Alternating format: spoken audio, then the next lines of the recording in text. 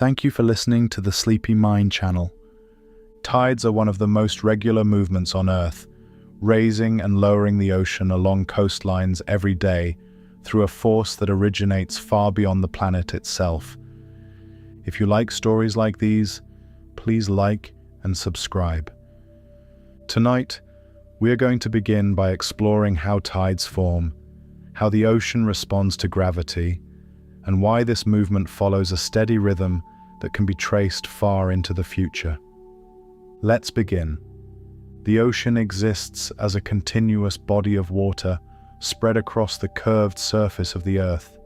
It fills deep basins and shallow shelves, wrapping around the planet wherever land does not interrupt it.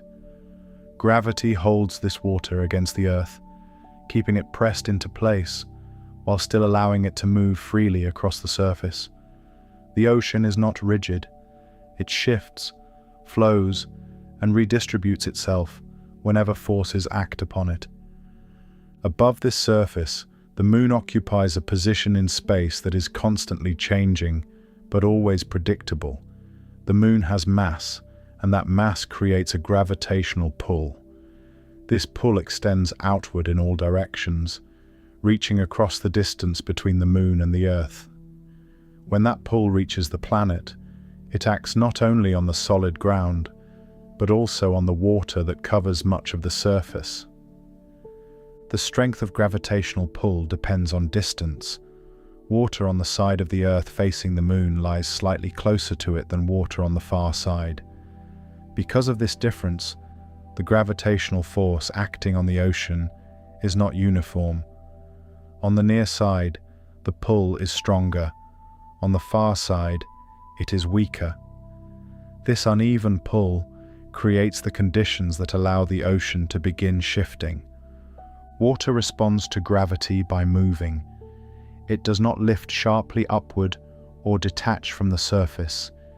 Instead, it flows sideways across the ocean, slowly drifting toward the region where the pull is strongest. As water moves into that area, it accumulates. The surface becomes thicker. Sea level there rises, not as a sudden jump, but as a gradual swelling of the ocean's surface. This movement happens continuously. Water from surrounding regions flows inward, replacing what has shifted. The redistribution spreads across great distances, involving entire ocean basins rather than isolated locations. The rise of the tide is not a local event. It is part of a planet-wide adjustment of water responding to gravity. At the same time, the solid Earth beneath the ocean is also affected by the moon's pull. The planet itself accelerates slightly toward the moon. The ground, made of rock and metal, responds immediately because it is rigid. The ocean, however, behaves differently. On the far side of the planet, the water does not experience the same pull at the same moment as the solid Earth beneath it. As the Earth moves toward the moon, the water on the far side lags behind. This lag creates a second region where water accumulates. The ocean surface thickens there as well, forming another broad bulge opposite the moon. One bulge forms because water is drawn toward a stronger pull. The other forms because the Earth moves away from the water beneath it. Both are physical redistributions of the same ocean responding to gravity in different ways. These two bulges are not fixed to any point on the Earth's surface. They remain aligned with the moon. As long as the moon occupies a particular position in space, the bulges stay oriented toward and away from it. Meanwhile, the Earth continues to rotate beneath them. The planet completes one rotation on its axis in roughly 24 hours. As it turns, coastlines pass through the thicker regions of water created by the bulges and then through thinner regions between them. When a coastline rotates into one of the bulges, sea level along that shore rises. When it rotates out, sea level falls. This creates the familiar rise and fall, known as the tide. The change is slow and steady. Water advances up beaches, along rocks, and against harbour walls over several hours. It then retreats just as gradually. There is no single moment when the tide arrives or leaves. The movement unfolds continuously as the Earth turns beneath the ocean. This cycle does not align perfectly with the length of a day. While the Earth rotates, the Moon does not remain in the same position. It continues moving along its orbit around the planet. That orbit carries the Moon forward in the same general direction as Earth's rotation. By the time the Earth completes one full turn, the Moon has shifted ahead in its path. Because of this movement, the Earth must rotate a little farther before the same coastline lines up with the same part of the tidal bulge again. That additional rotation takes time. On average, it adds about 50 minutes. As a result, a full tidal cycle lasts approximately 24 hours and 50 minutes, rather than matching the solar day. This extra time accumulates. Each day, high water occurs later than it did the day before. Low water shifts along with it. The entire pattern slides forward against the clock, not because time itself changes, but because the geometry between the Earth and the Moon does. The Sun also plays a role in this process. Like the Moon, the Sun has mass and therefore exerts a gravitational pull. The Sun is far more massive than the Moon, but it is also much farther away. Gravitational strength decreases with distance. By the time the Sun's pull reaches the Earth, it has a weaker effect on the ocean than the Moon does. Even so, the Sun's gravity still acts on the water. When the Sun and Moon are positioned in certain ways relative to the Earth, their pulls can combine or partially counteract one another. In every case, the forces involved are physical. They act directly on the existing mass of the ocean, subtly reshaping its surface as the Earth continues to rotate. The ocean does not pause between these influences. Water continues to move, adjust, and redistribute itself as the positions of the Earth, Moon, and Sun change. The motion never stops and restarts. It is ongoing, governed by gravity and rotation rather than by weather or local conditions. Because the Moon's orbit follows a consistent path, the timing of these movements can be calculated far into the future. The Moon does not drift unpredictably from one route to another. Its motion is stable, shaped by gravitational relationships that remain steady over long periods of time. As long as that motion continues, the ocean's response follows the same pattern. The predictability of tides comes from this regularity. The water rises and falls because it is pulled, because the Earth turns, and because the Moon continues moving along its orbit. The same sequence unfolds again and again as those motions repeat. Along the shoreline, this process appears simple. Water creeps forward, covers familiar ground, and then slowly drains away. The boundary between sea and land shifts back and forth, tracing a rhythm set by forces acting far beyond the coast itself. The gravitational pull that drives this movement cannot be seen directly. It leaves no visible mark in the sky. Its presence is revealed only through the steady reshaping of the ocean's surface as the Earth continues to rotate and the Moon continues along its path, carrying the tidal pattern forward toward the next cycle. Along a coastline, the sea surface already has height before it begins to change. It rests against the land at a particular level, touching rocks, sand, and harbour walls. As the Earth continues to rotate, that level does not remain fixed. Water begins to arrive from offshore, spreading inward across the continental shelf. The surface thickens gradually, lifting the waterline higher along the coast.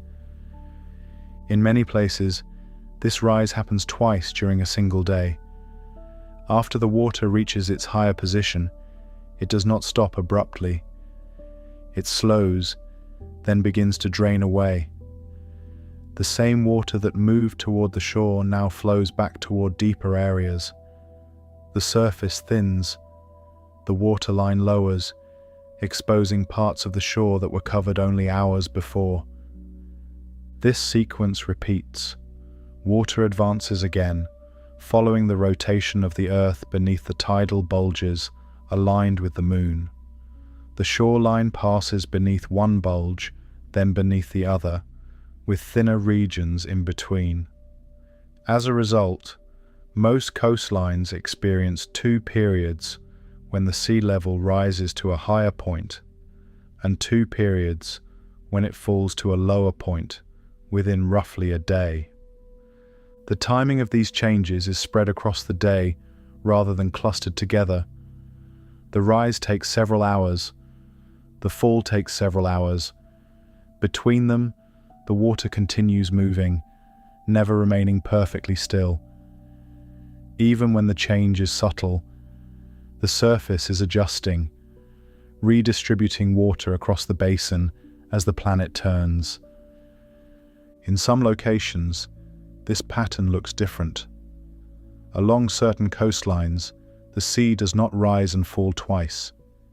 Instead, the water reaches a single high point and a single low point within the same period. The shoreline is lifted once as water accumulates, then lowered once as it drains away. These locations experience what are known as diurnal tides. The term describes a daily pattern with one rise and one fall. The physical movement of water still follows the same forces acting on the ocean as a whole, but the local response along the coast differs. The shoreline passes through one thickened region of water rather than two. The change is still gradual. Water moves in over the shore, covering familiar ground, then retreats again. The difference lies in how often this happens. Instead of repeating the sequence twice, it unfolds once before beginning again. Between these two patterns lies another variation. Along some coasts, the sea level rises twice and falls twice, but the heights are not the same. One high tide reaches higher than the other. One low tide drops lower than the next. The shoreline is covered and uncovered unevenly across the day. These are known as mixed tides. The water still advances and retreats in a repeating cycle, but the amount of water involved changes from one rise to the next. The surface thickens more during one approach and less during the following one. The same is true during the retreat. To understand why these differences occur, it helps to look at the shape of the coast and the seafloor beneath the water. The ocean does not meet land in the same way everywhere. Some coastlines open directly onto deep ocean. Others are bordered by wide, shallow shelves. Some are shaped by bays, inlets, and peninsulas that guide water in specific directions. As tidal bulges move across the ocean, water does not simply rise vertically. It flows horizontally across the seafloor. The depth of that seafloor affects how the water moves. In shallow areas, water spreads out more slowly and can pile up more easily. In deeper areas, it moves with less resistance. The shape of the coastline also matters. When water approaches a straight, open coast, it can spread along a wide front. When it approaches a curved bay or narrow inlet, it is guided inward. The same volume of water is concentrated into a smaller space, changing how the surface rises and falls along the shore. As the Earth rotates, these local features interact with the moving tidal bulges. In some regions, the geometry allows the coastline to pass beneath both bulges clearly, producing two similar rises and falls. In others, the geometry aligns the coast with only one effective bulge, producing a single daily rise and fall. In regions with mixed tides, the alignment shifts. The coastline encounters the bulges at slightly different angles or distances. One pass brings more water inland, the next brings less. The seafloor and shoreline shape influence how much water can accumulate during each approach. The movement unfolds over hours. Water flows inward, filling channels, covering mudflats, and pressing against the land. As the earth continues turning, the direction of flow changes. Water begins to drain back out, following the same paths in reverse, though not always at the same speed. This flow is not isolated to the surface. Water moves through the full depth of the coastal ocean. Layers slide past one another as they adjust to changing levels. The shoreline records this movement as a changing boundary, but the motion extends far offshore.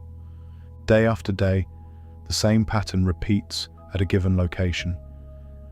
Whether the coast experiences two high tides, one high tide, or uneven tides depends on how that particular stretch of land sits within the larger ocean system.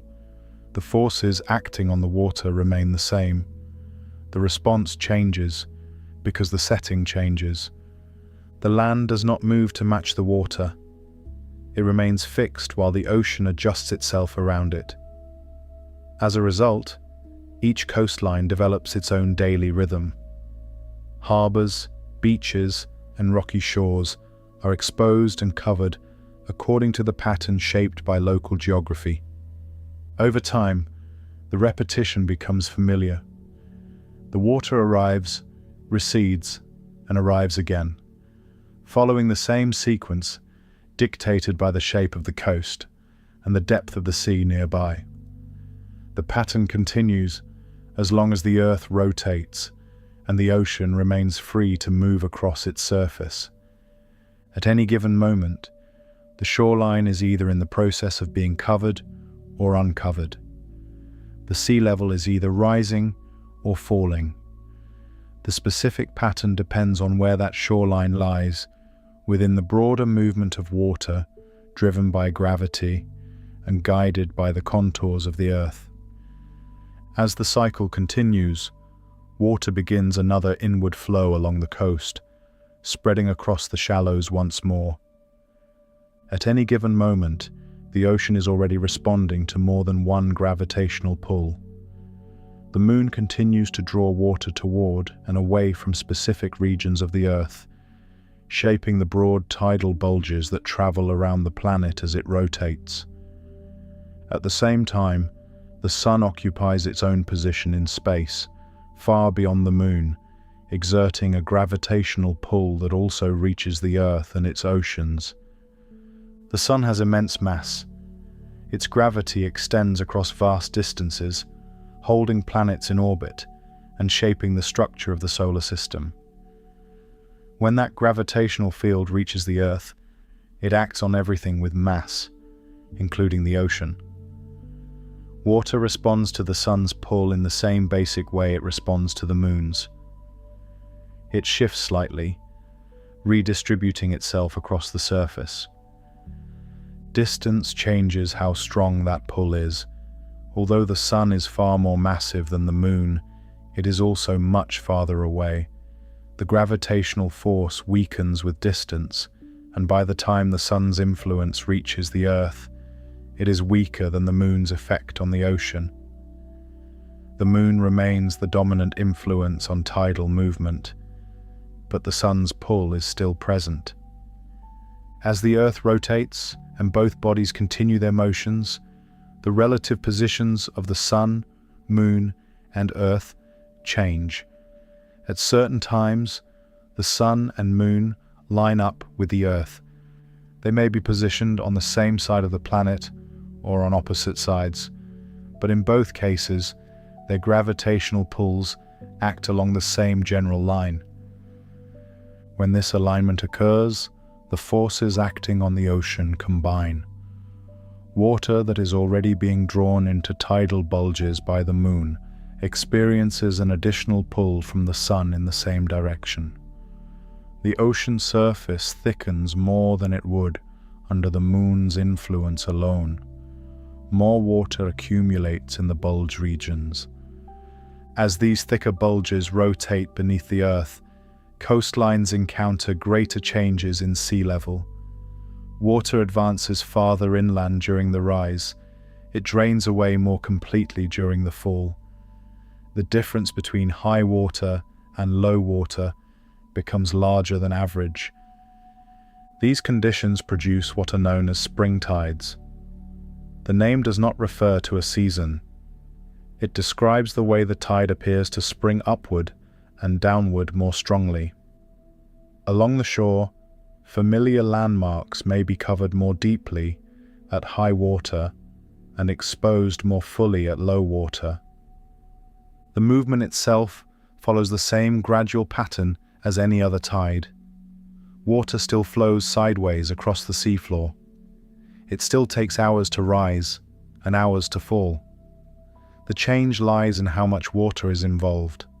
During a spring tide, a larger volume of water is redistributed across the coastal ocean.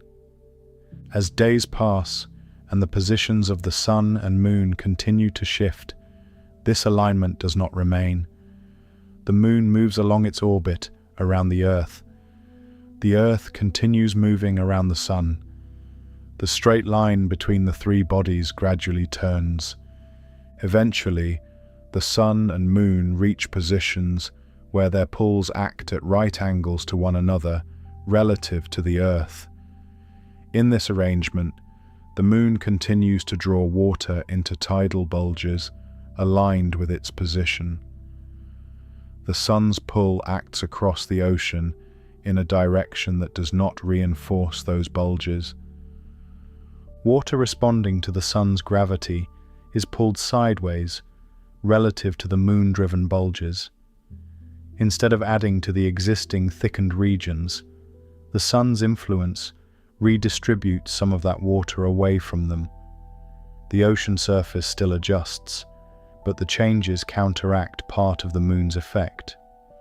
As a result, the tidal bulges become less pronounced. The surface thickens less in the regions aligned with the moon and thins less in the regions between them. The overall difference in sea level between high and low water is reduced. These conditions produce neap tides. Along the coast, the rise of the water does not reach as far inland. The retreat does not expose as much ground. The shoreline still moves, but the range of that movement is smaller. The physical process remains continuous. Water flows inward and outward across the same paths. Channels still fill and drain. The difference lies in the amount of water moving through those paths. During neap tides, the volume exchanged is lower than during spring tides. The timing of these changes follows the relative motion of the sun and moon. As the moon continues its orbit, the angle between the sun, earth, and moon changes steadily. Periods of alignment alternate with periods of right-angle positioning. The ocean responds each time by adjusting how much water is redistributed during each tidal cycle. Throughout this process, the moon's influence remains stronger than the sun's. Even when the sun's pull adds to or subtracts from the moon's effect, it does not replace it. The basic structure of the tide is still set by the moon. The sun modifies that structure by increasing or decreasing the size of the tidal range. Along a shoreline, these changes are experienced as variations in how far the water travels. During spring tides, waves may reach higher on rocks and seawalls. During neap tides, the same waves break lower down. The timing of high and low water continues, but the extent of coverage shifts. The seafloor plays a role in how these differences appear. In shallow coastal areas, A small increase in water volume can spread over a wide area, covering large expanses of tidal flats. In deeper areas, the same increase may result in a more modest change in shoreline position. As water moves in during a spring tide, it spreads across the shallows, filling depressions and channels that remain dry at other times. As it drains away, those areas are exposed again. During neap tides, some of these regions may remain uncovered throughout the cycle. The ocean does not store a memory of these changes. Each cycle unfolds in response to the current positions of the sun and moon. Water redistributes itself according to the forces acting on it at that moment. When the alignment changes, the pattern changes with it.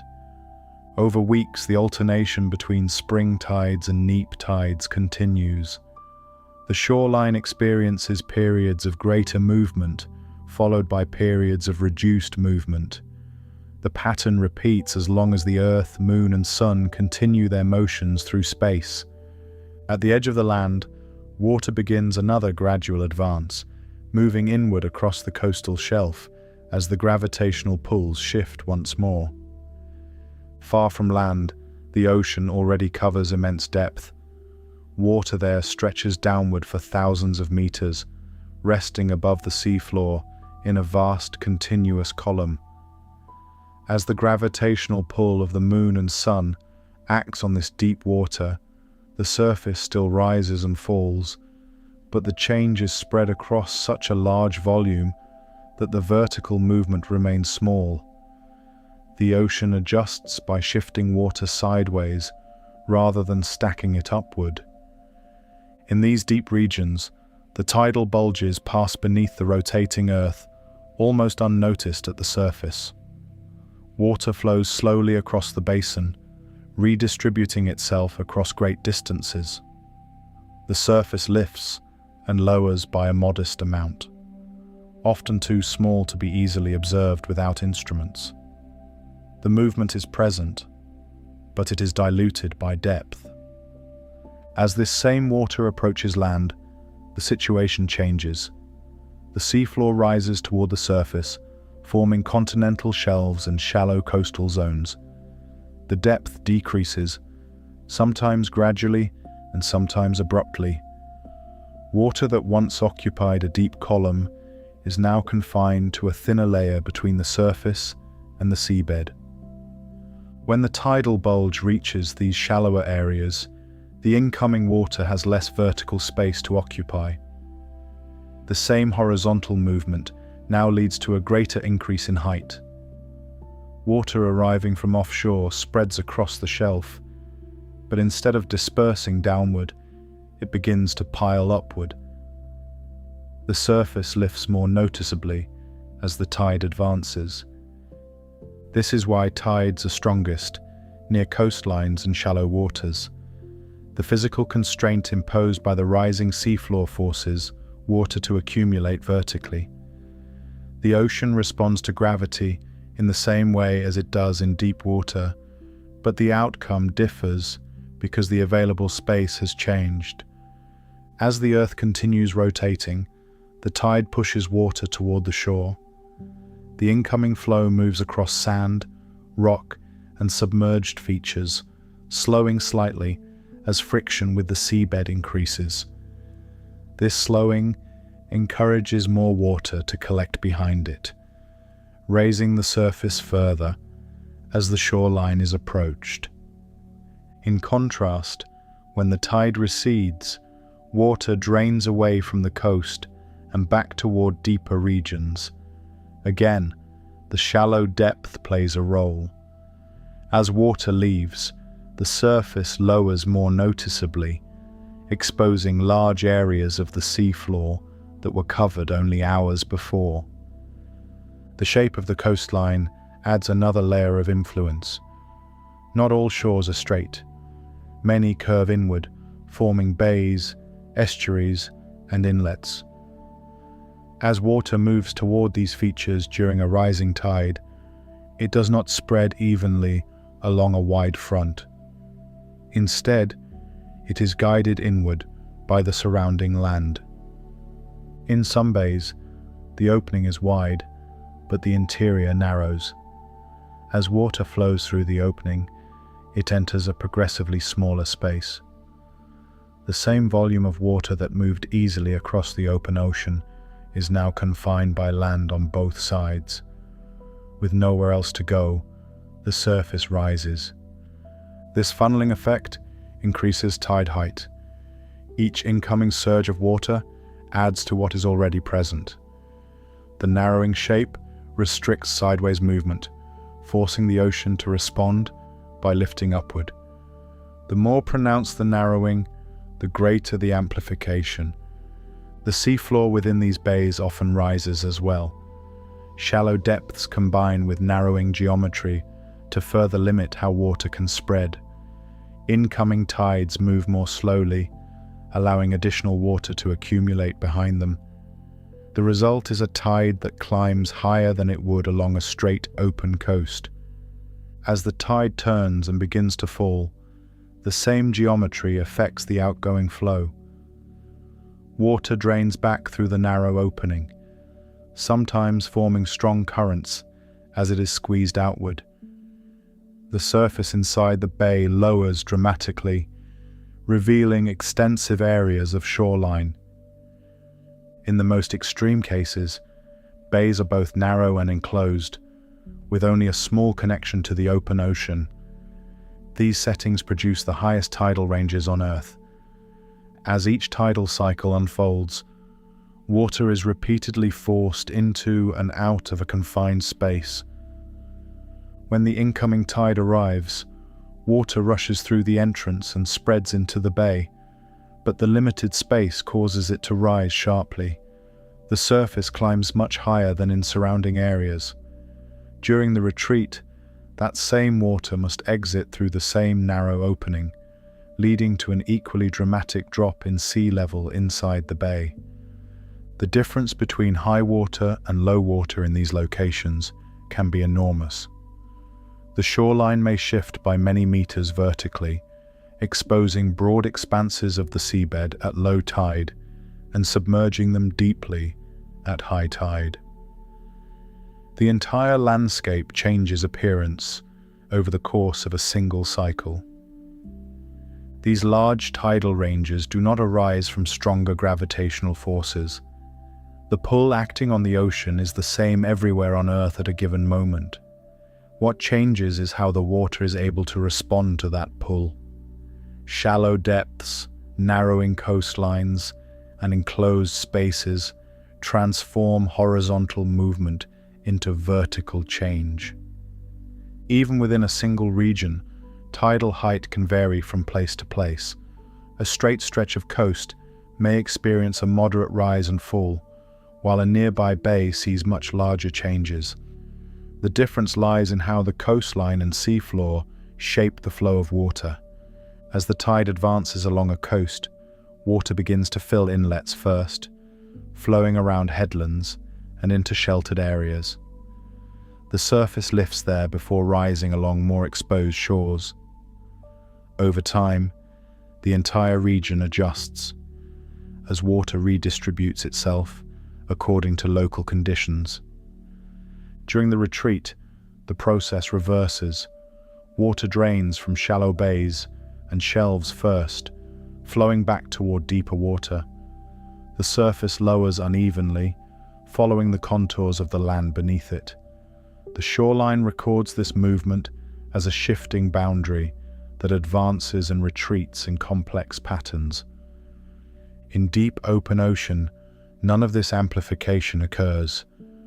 There, the seafloor lies far below, offering ample space for water to move without stacking upward.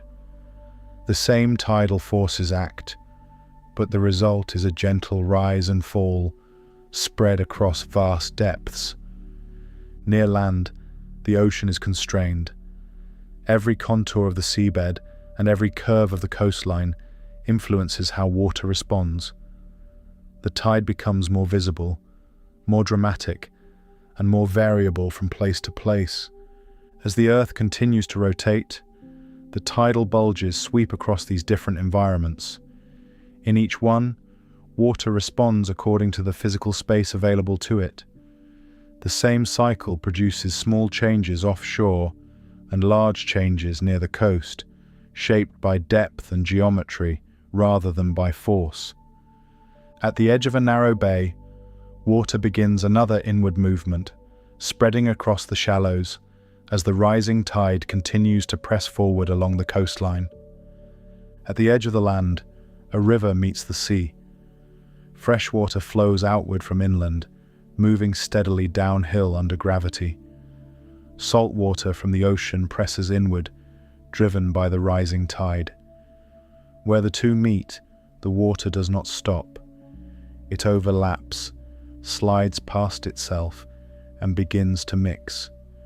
This zone, where river water and ocean water occupy the same space, forms an estuary. The water entering an estuary arrives from two directions. Fresh water approaches from upstream, carrying sediment, dissolved minerals, and organic material washed from the land. Salt water arrives from offshore, advancing along the sea floor as the tide rises. The two bodies differ in density. Salt water is heavier and tends to sink beneath fresh water when they come into contact. As the tide moves inland, salt water pushes beneath the river flow. It advances slowly along the bottom, spreading across channels and basins within the estuary. Above it, fresh water continues to flow outward toward the sea. The two layers slide past one another, creating zones where mixing occurs through turbulence, friction, and gradual diffusion. This process changes as the tide turns. When the water level reaches its peak, the inward motion slows. As the tide begins to fall, the direction of movement reverses. Fresh water moving downstream gains dominance. Salt water that had moved inland begins to retreat, flowing back toward the ocean along the same channels it entered. The repeated advance and retreat of the tide creates a constant rearrangement of water within the estuary. Salt water moves in, sinks, and spreads. Fresh water flows over it and outward. With each cycle, the boundary between the two shifts position. Mixing occurs not at a single line, but across a broad zone that moves back and forth over time. The shape of the estuary affects how this mixing unfolds. Wide estuaries allow water to spread laterally, slowing the exchange. Narrow channels concentrate the flow, increasing turbulence. Shallow areas warm and cool more quickly, altering water density and influencing how layers interact. Each physical feature changes how salt and fresh water combine. As water moves through the estuary, it carries materials with it. Nutrients enter from multiple sources. Rivers deliver nutrients from soil, decaying plants, and upstream ecosystems. The ocean brings nutrients stirred up from coastal waters. These substances do not remain evenly distributed. They move with the water that carries them. Tidal motion plays a central role in circulating these nutrients.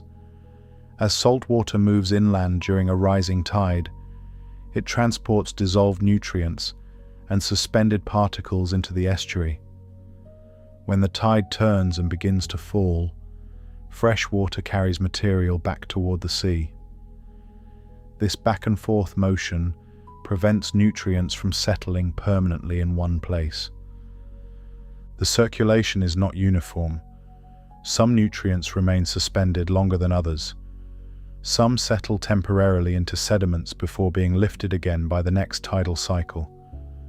The repeated movement keeps materials in motion, exposing them to different parts of the estuary over time. This circulation supports a dynamic environment. Nutrients are delivered to shallow areas where sunlight penetrates the water. They are then redistributed as tides shift, reaching deeper channels and marsh edges. Without this movement, nutrients would accumulate in limited zones or be flushed away too quickly. The same tidal motion that carries nutrients also moves substances that are less desirable. Pollutants enter estuaries from rivers, runoff, and coastal sources. They may be dissolved in water or attached to fine particles. When the tide rises, incoming salt water can carry these pollutants inland. As the water advances, it flows into side channels, wetlands, and low-lying areas. Pollutants move with it, spreading beyond the main river channel. Some become trapped temporarily in sediments or vegetation. Others remain suspended, continuing to move with the water. When the tide turns and begins to fall, the direction of flow changes again. Water that moved inland now begins to drain back toward the ocean. Pollutants carried into the estuary during the rising tide can be transported seaward during the outgoing tide. This flushing does not occur all at once. Some contaminants move quickly, carried by stronger currents in deeper channels. Others move more slowly, delayed by shallow areas and friction with the seabed. Over multiple tidal cycles, materials may move back and forth several times before leaving the estuary entirely. The balance between incoming and outgoing transport affects how long pollutants remain within the system. Strong tidal exchange can remove contaminants more efficiently. Weaker exchange can allow them to persist, circulating within the estuary for extended periods. Wetlands form along the edges of many estuaries. These areas lie low enough to be flooded by tides, but high enough to drain as water recedes. Plants rooted in wetland soils are adapted to repeated submersion and exposure. Their stems, leaves, and roots interact directly with tidal water. As tides rise, water spreads into wetlands, flowing between grasses and shrubs. It slows as it encounters dense vegetation. Sediments carried by the water settle out as the flow loses speed. Nutrients and other materials are deposited onto the wetland surface. When the tide falls, water drains back toward the main channels. Some of the deposited material remains behind. Some is carried away again. The repeated flooding and draining maintains the physical structure of the wetland, building soils and distributing nutrients. Wetlands rely on this tidal flow to function. Without regular inundation, soils dry out and compact. Salinity levels shift. Plant communities change. With each incoming tide, water brings moisture and dissolved substances that sustain wetland plants adapted to these conditions. The movement of water through wetlands also affects the broader estuary. As water passes through vegetation, its speed decreases. Particles settle. Chemical interactions occur between water and soil. By the time water returns to the channel, its composition may be altered. This interaction depends on consistent tidal exchange. If tides do not reach the wetland, the process stops. If water does not drain away, the area remains permanently flooded, changing soil conditions and plant growth. The regular rhythm of flooding and draining maintains the balance. Within the estuary as a whole, these processes occur simultaneously. Salt water and fresh water mix and separate. Nutrients circulate through channels and marshes. Pollutants move inward and outward with the tide. Wetlands absorb, store, and release materials as water passes through them. Each tidal cycle reshapes the internal arrangement of water. The estuary does not reach a fixed state. It remains in motion, responding continuously to the rise and fall of the sea. The same pathways are used repeatedly, but the contents of the water change with each pass. As the tide begins another rise, salt water advances again along the bottom of the estuary, pressing inland beneath the outward flow of river water. carrying dissolved materials into channels and wetlands as the mixing zone shifts. Along the edge of the ocean, solid ground already lies in place before water moves. Rock ledges slope outward, sand settles into flats, and uneven stone breaks the surface in steps and shelves. When the tide is high, seawater covers these surfaces completely. When the tide falls, the same ground is uncovered again. The area that shifts between these two states forms the intertidal zone. This zone has no fixed boundary. Its position changes with every tidal cycle.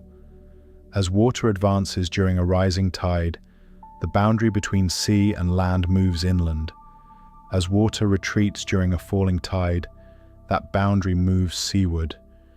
The intertidal zone exists only because this covering and uncovering repeats again and again. When the tide begins to rise, water flows toward the shore from offshore. It spreads across the seafloor, moving over rock and sediment. The first contact occurs along the lowest parts of the shore. Thin sheets of water slide over stone, filling shallow grooves and depressions. As more water arrives, these sheets deepen. Air trapped in cracks and hollows is pushed out as water takes its place. Temperature at the surface shifts as cool seawater replaces warmer air. Salinity rises where freshwater runoff had lingered. Pressure increases as the depth of water grows. The surface becomes part of the shallow ocean. As the tide continues to rise, water climbs higher across the shore. Areas that were dry moments earlier are submerged. Pools connect to one another and then to the open sea. Water begins to move across the entire intertidal surface, driven by waves and currents layered on top of the rising level. When the tide reaches its higher point, the intertidal zone is fully underwater. Rock shelves and sand flats lie beneath moving water. The zone does not disappear. It becomes part of the nearshore ocean, experiencing constant motion as waves pass and currents shift. As the tide turns and begins to fall, the direction of movement reverses. Water begins to drain away from the shore. Gravity pulls it back toward lower levels. Flow shifts seaward. The highest parts of the shore emerge first, breaking the surface as water slides off them. The retreat is uneven. Water drains quickly from raised areas, but lingers in depressions. Pools remain where the surface is lower. Channels continue to carry water seaward for longer periods. The intertidal zone reappears piece by piece, rather than all at once. As exposure increases, conditions change rapidly. Surfaces that were underwater are now in open air. Moisture begins to evaporate. Sunlight reaches rock and sand directly. Wind moves across exposed areas. Temperatures fluctuate more quickly than they do underwater. Life that occupies the intertidal zone remains in place through these changes. Organisms attached to rock do not move away as water drains off them. Creatures living within sediment remain buried as the surface above them dries. Their surroundings change while their position stays fixed. Because of this, life in the intertidal zone is adapted to constant change. Bodies experience repeated cycles of immersion and exposure. When submerged, organisms encounter moving water and dissolved oxygen. When exposed, they encounter air, drying surfaces, and shifting temperatures. As the tide continues to fall, water retreats further. Areas that are usually underwater are revealed. Algae-covered rocks appear, slick with moisture. Shells and encrusted surfaces emerge, showing patterns formed while submerged. The shoreline expands seaward as more ground is exposed. At especially low tides, deeper layers of the shore are uncovered. Rock formations that normally remain hidden appear at the surface. These rocks may show textures shaped by long periods of submersion. In some locations, fossils embedded in the stone become visible. These fossils are not newly formed. They were created long before the present shoreline existed. Low tides expose them only briefly. As water drains away, their outlines become clear on the rock surface. As the tide returns, they are submerged again, returning to the underwater environment. The same low tides reveal habitats that remain unseen at higher water levels. Beds of seaweed, clusters of shellfish, and networks of shallow channels appear across the exposed ground. These habitats function differently depending on whether they are submerged or exposed. Depressions in the rock hold water as the tide falls. Tide pools form where water becomes trapped. These pools remain connected to the sea only during high water. Once isolated, conditions inside them begin to change. Temperature inside a pool may rise under direct sunlight or fall under cloud and wind. Salinity can increase as water evaporates. Oxygen levels shift as water movement slows. Organisms inside the pool continue to move, feed, and interact within these changing conditions. As the tide begins to rise again, water returns to the shore. Pools reconnect with one another, and then with the open sea. Fresh seawater flows in, changing the conditions inside them once more. The pool becomes part of the larger coastal system again. Across the exposed flats, signs of recent activity appear during low tide. Burrows open at the surface, tracks cross the sediment. Feeding marks show where organisms moved and fed while underwater. As exposure continues, the sediment dries and hardens. Many marine species time their feeding and movement with these tidal changes. Activity increases or decreases depending on water depth and flow. Some organisms emerge to feed only when water covers the surface. Others become active during low tide, taking advantage of exposed prey and habitats. As the tide rises, water brings suspended material and small organisms into the intertidal zone. Flow slows as it encounters shallow ground. Particles settle.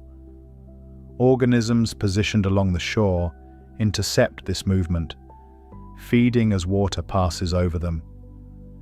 When the tide falls, the direction of movement changes. Water drains back toward the sea, carrying material with it.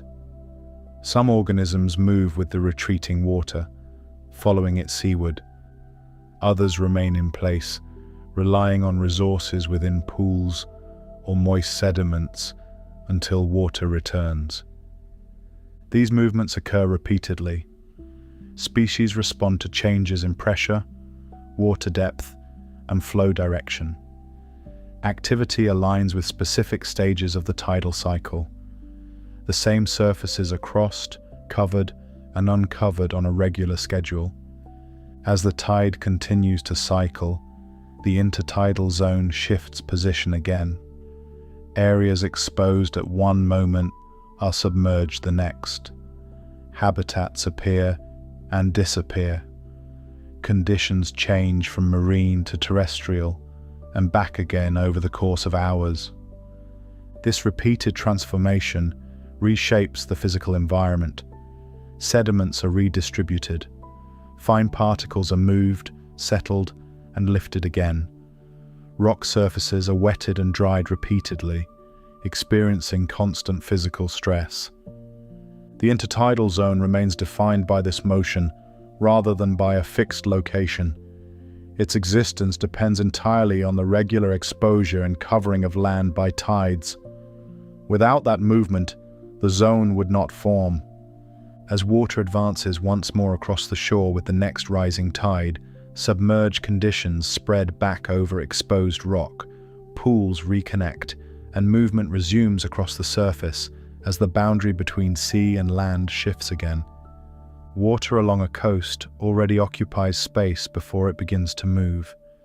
It fills channels, spreads across shallow shelves, and rests between headlands and islands. As the tide rises and falls, the water level changes, but another kind of movement happens at the same time. Water begins to travel horizontally, sliding across the surface and along the seafloor, moving toward land and then away from it. This horizontal motion is known as a tidal current. A tidal current does not lift water upward into the air or push it downward into depth. It moves water sideways. As the sea level changes, water must travel to fill new space or leave space that is no longer available. This requirement creates flow. Water moves from areas of higher level toward areas of lower level, following the shape of the coast and the contours of the seabed. When the tide begins to rise, water offshore starts to move toward the coast. The surface elevation near land is increasing, but that increase depends on water arriving from elsewhere. Water slides inward across the seafloor and along channels, flowing toward bays, estuaries, and shorelines. This inward movement is continuous and spread across the width of the coastal ocean. This incoming movement is called a flood current. It does not arrive all at once. It builds gradually as the tide begins to rise. At first, the flow may be slow, barely noticeable. As the water level continues to increase, the current strengthens, carrying more water landward. Flood currents follow existing pathways. They move through gaps between islands, along the edges of headlands, and into river mouths. In shallow areas, the flow spreads out, covering wide areas of seabed. In deeper channels, the same volume of water is concentrated into a narrower space, increasing speed. As water advances inland, it fills basins and channels that were partially empty at lower tide. The current continues as long as the water level near the coast is rising. Even when waves appear calm at the surface, water beneath continues to slide inward, driven by the changing height of the sea.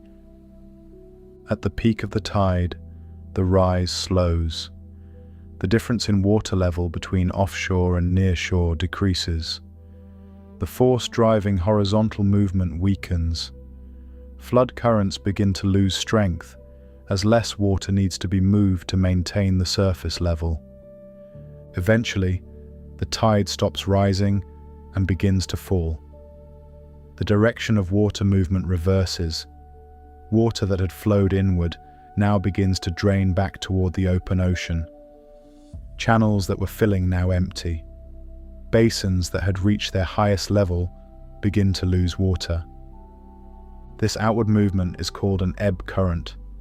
Like the flood current, it develops gradually. At first, water begins to slip seaward at a slow pace. As the tide continues to fall, the current strengthens. More water drains away, pulled by gravity toward lower levels offshore. Ebb currents follow the same physical pathways as flood currents, but in the opposite direction. Water flows out of estuaries, around headlands, and through channels. In narrow passages, the outgoing flow accelerates as water is squeezed through limited space. Throughout this process, the movement remains horizontal. Water does not drop vertically out of the sea. It slides along the surface and the bottom, adjusting its position as the sea level changes. The rise and fall of the tide creates the need for this motion, but the motion itself occurs sideways. Between the flood and ebb phases, there is a brief period when movement slows dramatically. The water level reaches a point where it is no longer rising and has not yet begun to fall, or vice versa. During this moment, the driving force behind horizontal movement diminishes. This pause is known as slack water. During slack water, tidal currents weaken or stop briefly. Water may appear still, especially in sheltered areas. The surface level remains nearly constant for a short time before changing direction. Slack water does not last long. As soon as the tide begins to rise or fall again, the difference in water level returns. Horizontal movement resumes. Flood currents or ebb currents re-establish themselves, and water begins sliding across the coast once more. The timing of slack water does not always align exactly with high tide or low tide at the shore. Because water must move to adjust levels across space, the moment when the surface stops rising or falling at a particular point may occur before or after the current changes direction. The pause occurs when the driving gradient disappears, not simply when the tide reaches its highest or lowest mark. As flood currents resume after slack water, water once again moves landward. The cycle repeats. Water advances, fills space, slows, pauses, and then reverses direction. Each stage follows directly from the physical requirement to redistribute water as the sea level changes. The speed of tidal currents varies throughout this cycle. During the early stages of flood or ebb, movement may be gentle. As the difference in water level grows, the flow strengthens. Near the middle of the rise or fall, currents often reach their greatest speed. As the tide approaches its turning point, the driving force weakens. The flow slows. Water continues to move, but with less urgency.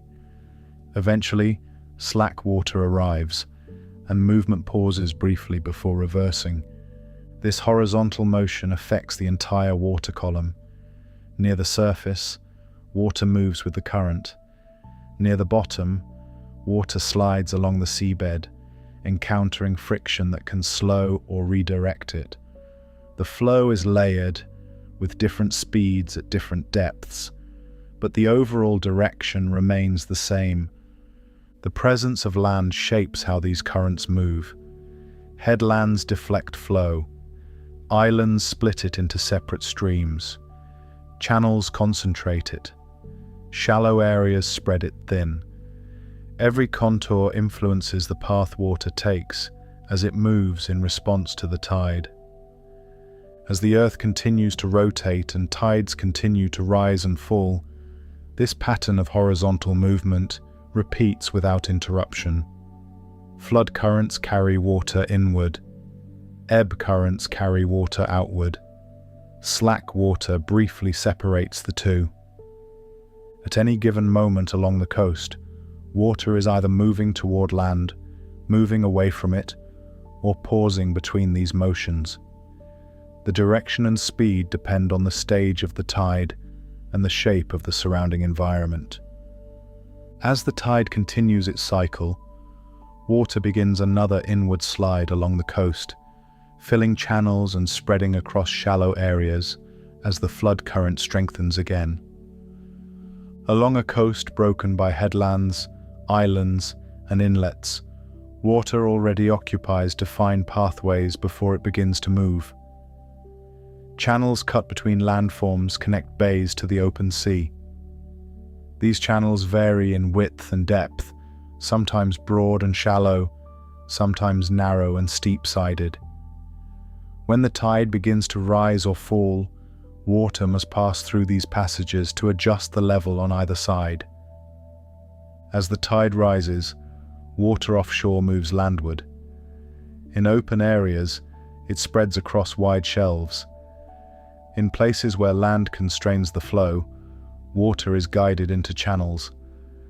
The same volume of water that might disperse across kilometers of coastline elsewhere is forced into a much smaller space. The walls of land on either side prevent lateral spreading. As water enters a narrow channel, its speed increases. The incoming flow accelerates because the available cross-section has shrunk. Water continues to arrive from offshore, and it must pass through the same opening. With limited room, the only way to accommodate the volume is for the current to move faster. This acceleration can produce tidal currents that exceed the speed of nearby rivers. While a river's flow depends on rainfall and slope, the tidal current is driven by the need to move large volumes of ocean water within a limited time window. As the tide continues rising, the current strengthens, pushing water forcefully through the channel. The same effect occurs in reverse when the tide falls. Water that filled bays and estuaries now drains back toward the sea. It is drawn through the same narrow passages. Gravity pulls it seaward as the surface level drops. Again, the constrained space forces the flow to speed up. These ebb currents can surge outward with considerable force. Water rushes through channels, forming fast-moving streams that can dominate local conditions.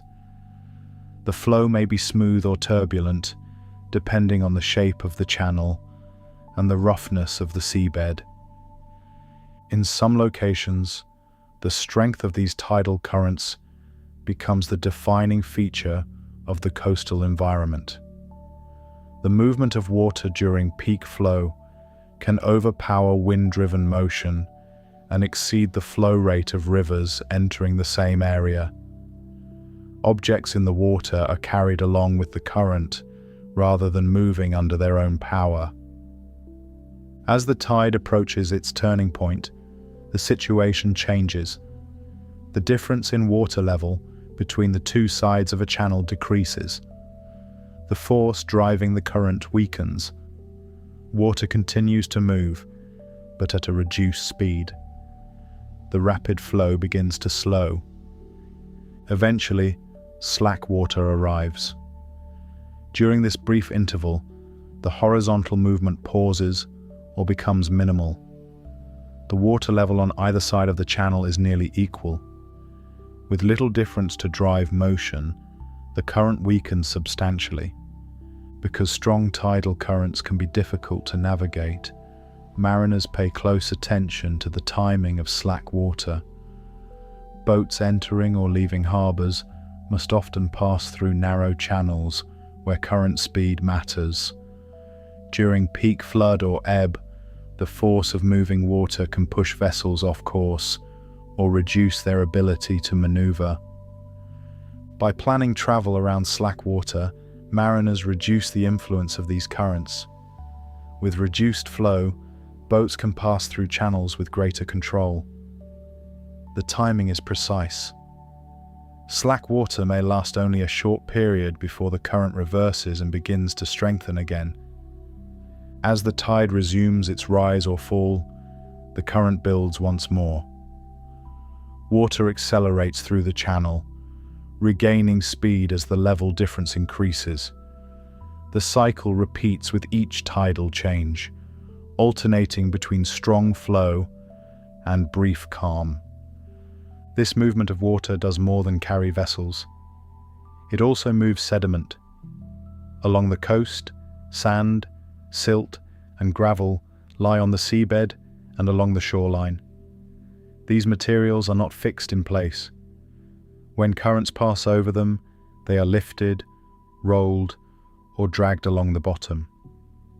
During strong tidal currents, sediment movement increases. Fast-moving water exerts force on particles resting on the seabed. Smaller grains are lifted into suspension. Larger grains may be pushed along the bottom in short bursts. The direction of movement follows the current. As flood currents push water inland, sediment is carried toward bays, estuaries, and sheltered areas. As ebb currents pull water seaward, sediment is transported back toward the open coast. This back and forth motion does not cancel out. Differences in speed, duration, and pathway lead to gradual redistribution. In narrow channels, sediment movement can be intense. Fast currents scour the bottom, removing fine material and leaving coarser sediment behind. The removed material is carried elsewhere, settling where the current slows. Over time, this process deepens channels in some areas and fills others. Where water exits a channel and spreads out, current speed decreases. Sediment carried by the flow begins to settle. Particles drop out of suspension as the water loses energy. This deposition forms accumulations of sand and silt. Along open coasts, tidal currents running parallel to the shoreline move sediments sideways. Sand grains are shifted along the coast rather than directly onshore or offshore. This transport reshapes beaches over time, moving material from one section to another.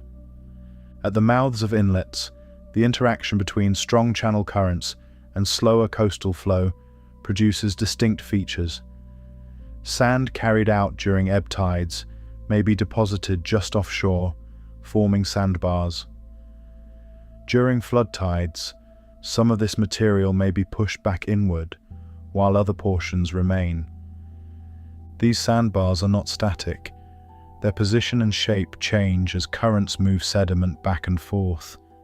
Channels may shift as sand accumulates in one place and is eroded in another. Navigation routes adjust accordingly. Within inlets, repeated tidal flow carves pathways through sediment. Channels deepen where currents concentrate. Adjacent areas become shallower as material is deposited. The inlet evolves as water continues to move through it with each tidal cycle. Beaches along the coast reflect this ongoing transport. Sections of shoreline may widen as sand accumulates. Others may narrow as material is carried away. The shape of the beach changes gradually, responding to the balance between incoming and outgoing sediment movement driven by tidal currents. This shaping does not happen in a single event. It occurs incrementally. Each tide moves a small amount of material. Over many cycles, these small movements add up, altering the coastline's form. The strength of tidal currents plays a central role in this process. Where currents are weak, sediment may remain largely in place. Where currents are strong, movement is continuous. Narrow channels amplify this effect by increasing speed and force. As tides continue to rise and fall, water repeatedly accelerates through constricted spaces, slows in open areas, and pauses briefly at slack water. Sediment follows these movements, shifting position in response to the changing flow. The coastline that results reflects these ongoing adjustments. Beaches, sandbars, and inlets are shaped by the persistent, horizontal movement of water, driven by tides and constrained by land. As the next tidal phase begins, water once again accelerates through narrow channels, carrying sediment along the coast as the current strengthens again. Across the open ocean, water already lies in motion long before it reaches a coastline. Broad surfaces stretch for thousands of kilometers, uninterrupted by land. Here, the rise and fall of sea level still occurs, but the movement that dominates is not vertical. Instead, water slides laterally across the surface and through depth, forming currents that persist beyond a single tidal cycle. Ocean currents are different from tides. Tides change the height of the sea surface over time. Currents move water from one place to another.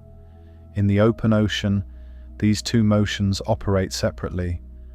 The sea level rises and falls as the planet rotates beneath tidal bulges, but that change does not require water to stream horizontally across great distances. The depth available allows adjustment without strong lateral flow. Currents in the open ocean arise from other forces. Wind pushes against the surface, transferring energy into the water. Temperature differences create variations in density. Salinity differences add to those density changes. Earth's rotation alters the direction of motion once water begins to move. Together, these influences generate large-scale horizontal flows that persist over long periods. When wind blows across the ocean, it drags the surface layer with it through friction. The water does not leap forward instantly. It accelerates gradually as momentum is transferred from air to sea. Once in motion, the surface layer pulls on the water beneath it, transmitting movement downward through the water column. As this movement continues, temperature differences influence where water remains near the surface and where it sinks. Warm water is less dense and tends to stay higher in the water column. Cold water is denser and tends to sink. These density contrasts encourage vertical movement that feeds horizontal flow as water adjusts to maintain balance. Salinity adds another layer. Water with higher salt content is denser than fresher water at the same temperature. Where evaporation increases salinity, surface water becomes heavier. Where rainfall or river input reduces salinity, surface water becomes lighter. These differences cause water to sink or rise, setting up circulation that extends horizontally as water spreads out. Once water is moving, Earth's rotation alters its path. The planet spins beneath the moving water, and this rotation deflects the direction of travel.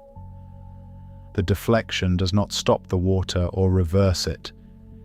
It curves the path gradually as motion continues. This deflection is known as the Coriolis effect. It arises because different latitudes on Earth move at different speeds due to rotation. As water travels over the rotating surface, its path bends relative to the ground beneath it. The amount of curvature depends on speed and latitude. In the open ocean, these forces combine to create broad, persistent currents. Water flows across basins, following curved paths shaped by wind patterns, density differences, and rotation. These currents exist independently of tides. The rise and fall of sea level continues, but it does not drive this horizontal movement. Tides do not create currents in the open ocean. The vertical change in sea level there is accommodated by the depth of the water. The adjustment occurs without the need for water to surge sideways. The tidal bulges pass beneath the rotating Earth with minimal horizontal flow across the basin. As this moving water approaches land, conditions change. The open pathways narrow. Depth decreases. The presence of coastlines interrupts the broad, continuous flow found offshore. Water that had moved freely now encounters boundaries. Near coasts, tidal influence begins to matter for horizontal movement. As the tide rises, water must move landward to raise sea level along the shore. As the tide falls, water must drain away. This creates tidal currents that are superimposed on any existing flow. Coastal currents are often a combination of tide and wind effects.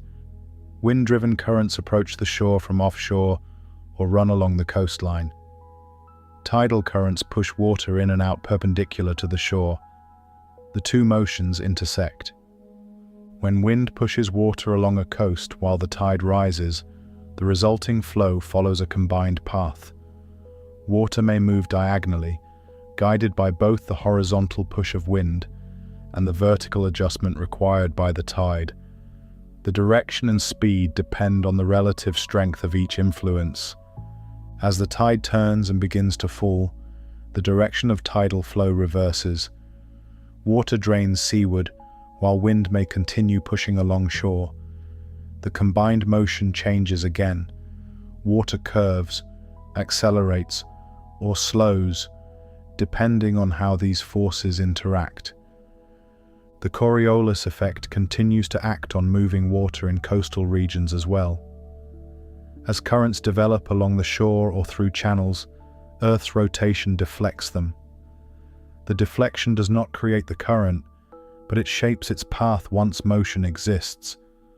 Along extended coastlines, this deflection can influence how water piles up against land or is drawn away from it. Currents may hug one side of a basin more strongly than the other. Flow patterns become asymmetric, shaped by rotation as well as by local geography. As water moves through coastal zones, layers interact. Surface flow driven by wind may move in one direction, while deeper tidal flow moves in another. Friction between layers transfers momentum, modifying speed and direction through depth. The seabed also plays a role. As currents encounter shallow areas, friction increases. Flow slows near the bottom, while remaining faster near the surface. This difference in speed creates shear, altering how water moves through the coastal environment. At headlands and promontories, combined currents are deflected around obstacles. Water accelerates along edges where space narrows. Eddies form where flow separates from the boundary. The movement remains continuous, reshaped by every contour. Where coastlines curve inward to form bays, incoming tidal flow interacts with along-shore currents. Water spreads into the bay, then drains out again, all while wind-driven motion continues across the entrance. The resulting circulation shifts with each stage of the tide. Over time, these interactions create complex patterns.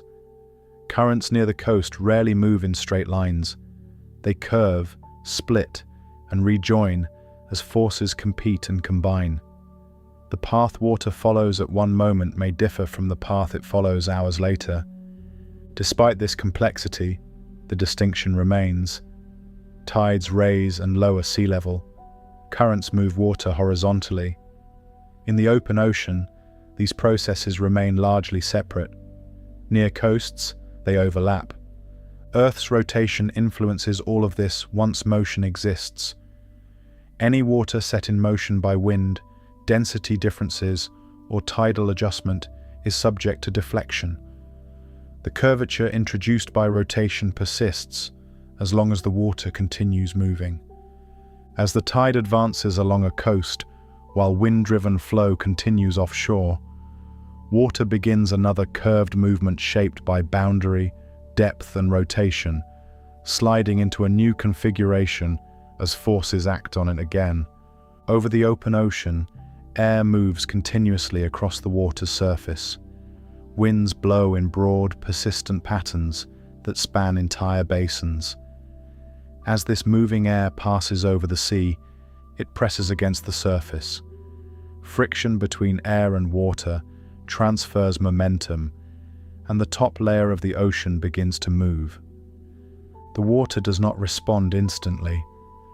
At first, only a thin surface layer shifts.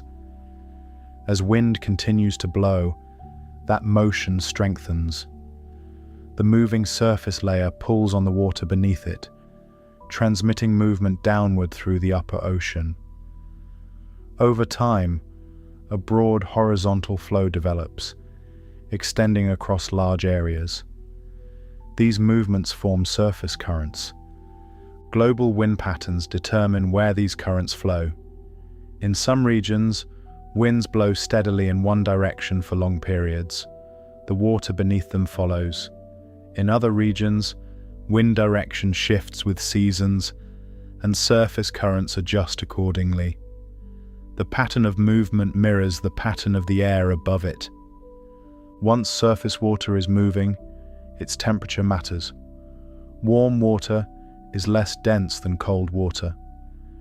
Because of this, warm water tends to remain near the surface rather than sinking.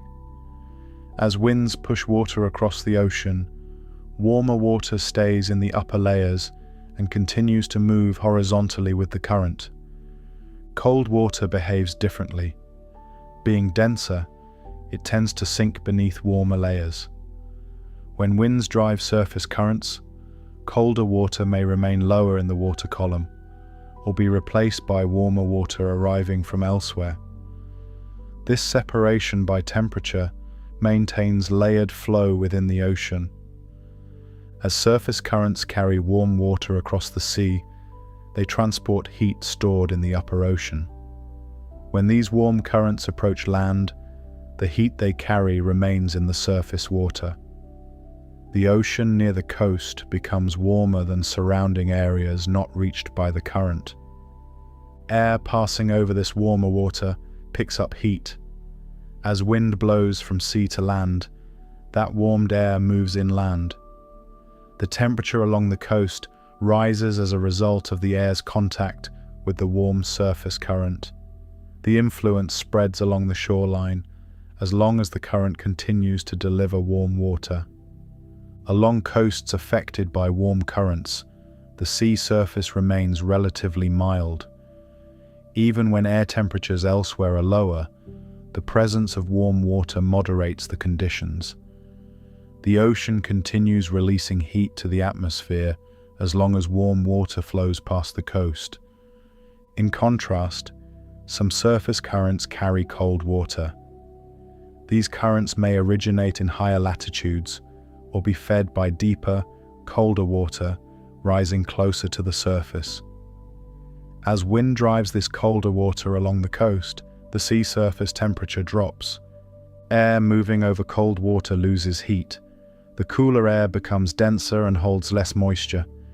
When this air moves inland, it brings cooler, drier conditions to the land.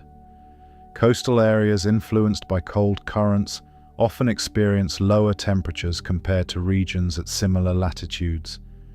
The presence of cold water also affects how moisture behaves in the air. When warmer, moist air passes over a cold current, it cools rapidly near the surface. Cooling reduces the air's ability to hold water vapor. Moisture condenses into tiny droplets suspended in the air. This process leads to the formation of fog along certain coastlines. Fog develops where cold currents chill the air just above the sea surface. The droplets remain close to the ground, drifting inland with light winds or lingering offshore when conditions are calm. Fog formation follows the path of the current. Where cold water extends along the coast, fog appears more frequently.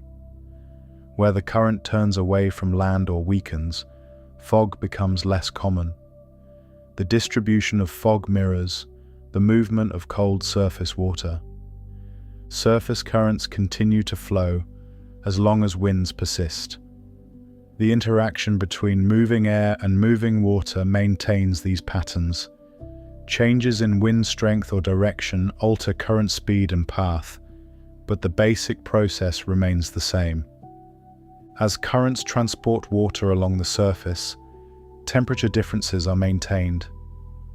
Warm currents deliver heat to new regions. Cold currents carry cooler water along the coast. These movements shape the local marine environment and influence conditions on land. The boundary between warm and cold water is not fixed. As winds shift, currents shift. The edge of a warm current may move closer to shore or farther away. Fog may form one day and dissipate the next as surface temperatures change. Throughout this process, the surface ocean remains in motion. Wind continues to press against the water. The water continues to slide beneath the air. Heat is transported, released, or absorbed as currents move past coastlines. As the wind-driven flow persists, surface currents carry another band of warm or cold water along the shore, and the air above begins adjusting once more to the temperature of the sea beneath it. In the open ocean, water does not remain at the surface indefinitely. As surface water moves across the sea, it is exposed to air, weather, and changing temperatures. In some regions, the water loses heat to the atmosphere. As its temperature drops, its physical properties change. Cold water becomes denser than warm water. As heat leaves the surface, the water grows heavier relative to the layers beneath it. Once it becomes dense enough, it begins to sink. This sinking does not happen suddenly. It unfolds as water slowly descends through the water column, slipping past warmer, lighter layers. As the cold water sinks, it displaces the water below it. That deeper water is pushed sideways, spreading out along the seafloor. The sinking motion sets off horizontal movement at depth, creating a slow but persistent flow far beneath the surface. This process occurs in specific regions where conditions allow surface water to cool significantly. Wind, air temperature, and exposure determine how much heat is lost. When cooling is sufficient, sinking begins and deep movement follows. The sinking of cold water forms one part of a much larger system of movement through the ocean. As dense water descends and spreads, it connects to pathways that extend across entire ocean basins. This deep circulation links distant regions through continuous flow. This system of connected deep movement is often referred to as the global conveyor belt. The term describes how water travels through the ocean in a looping pattern, sinking in some areas, flowing at depth, and eventually returning toward the surface elsewhere. Within this system, water does not rush. The movement is slow and steady. Deep currents advance over long distances, guided by the shape of the seafloor and the density of surrounding water.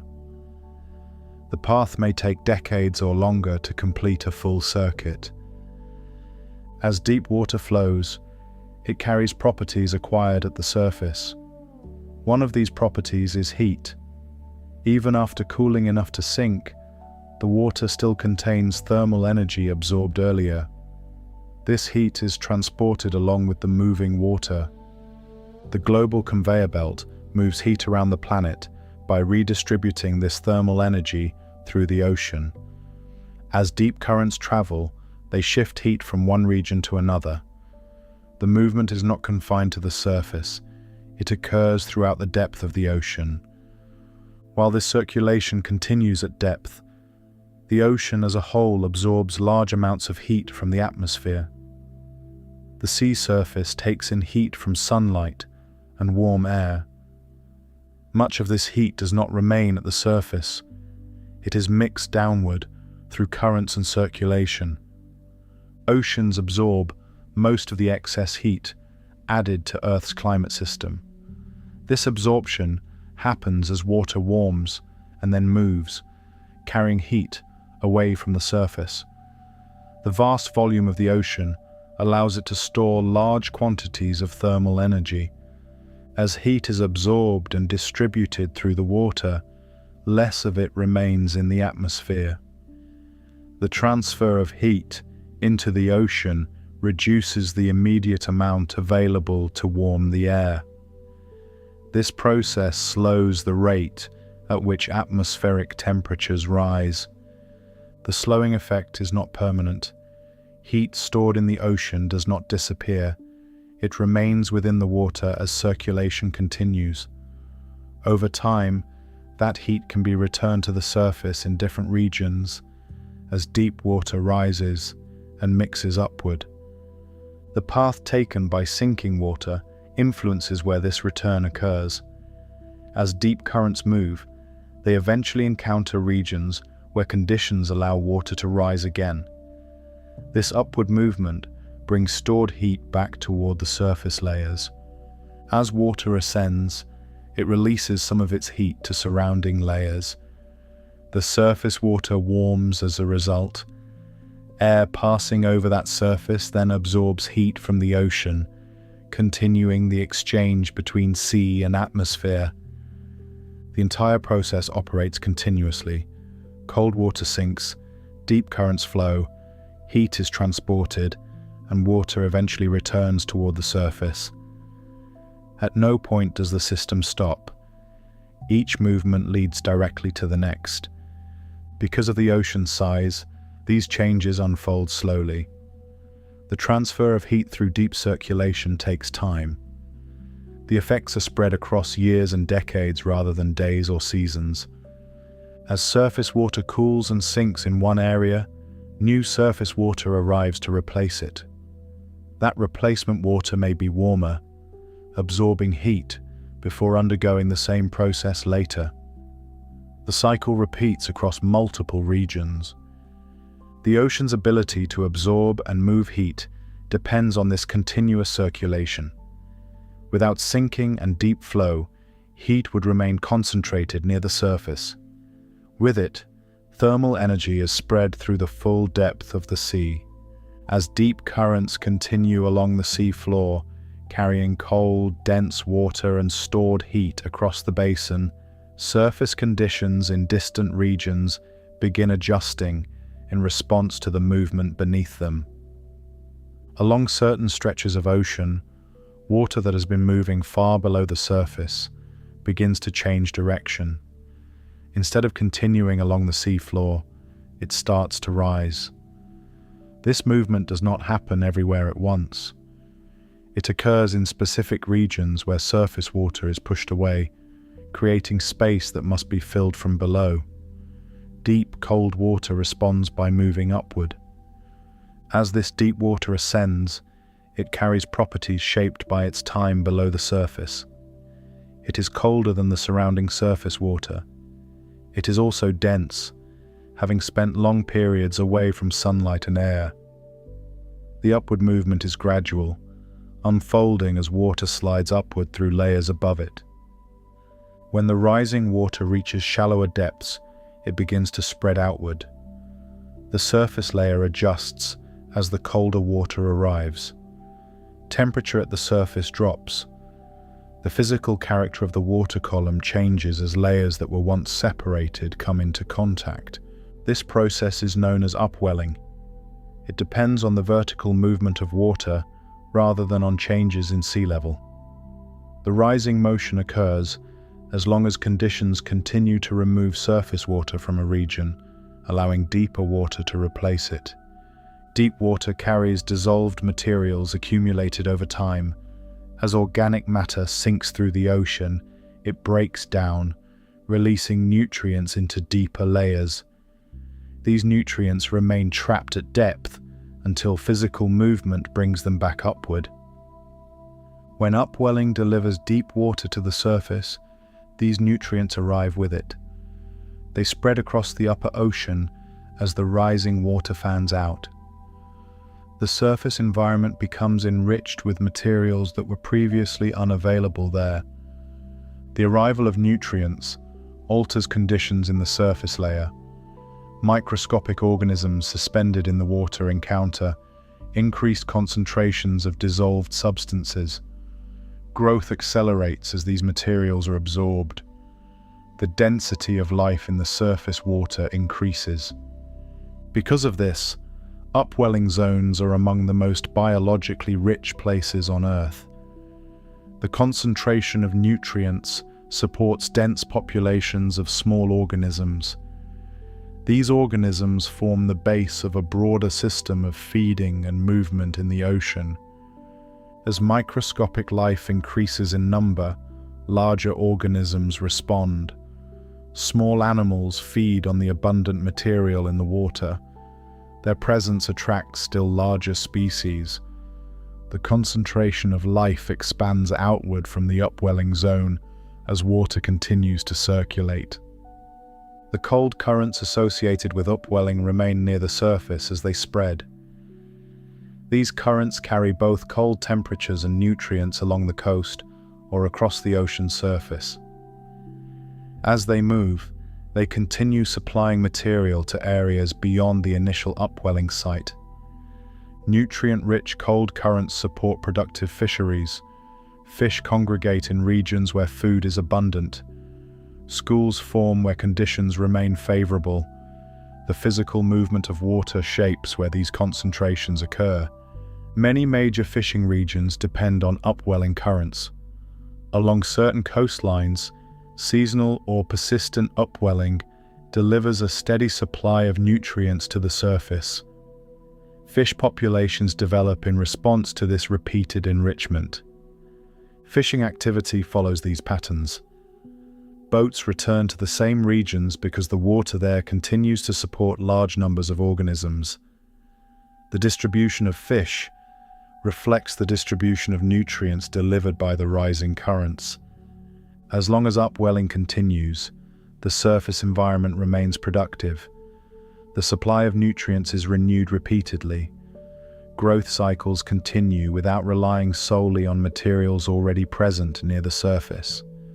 The process is sensitive to changes in water movement. If the currents that bring deep water upward shift position or weaken, the supply of nutrients changes. Surface water becomes warmer and less enriched. The conditions that supported dense biological activity begin to alter. When currents change, the structure of the food web responds.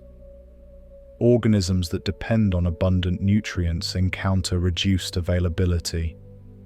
Their numbers adjust as growth slows. Species that feed on them respond in turn. These changes unfold through physical movement rather than sudden events. A reduction in upwelling alters temperature first. Nutrient levels shift next. The abundance of small organisms follows. Larger species respond as their food sources change location or density.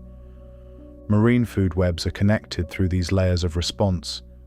When the base of the system changes, the effects move upward. The physical driver remains the movement of water, bringing nutrients from depth to surface. As currents shift over time, regions that were once highly productive may experience reduced activity. At the same time, other regions may begin receiving more deep water. The distribution of biological richness changes accordingly. The upward movement of cold water continues wherever conditions allow it. Deep layers rise, spread, and mix with surface water. Nutrients are delivered, consumed, and redistributed as water moves on. The cycle depends on circulation. As long as deep water continues to rise in certain places and sink in others, nutrients are transported through the ocean. The surface environment remains linked to the depths below.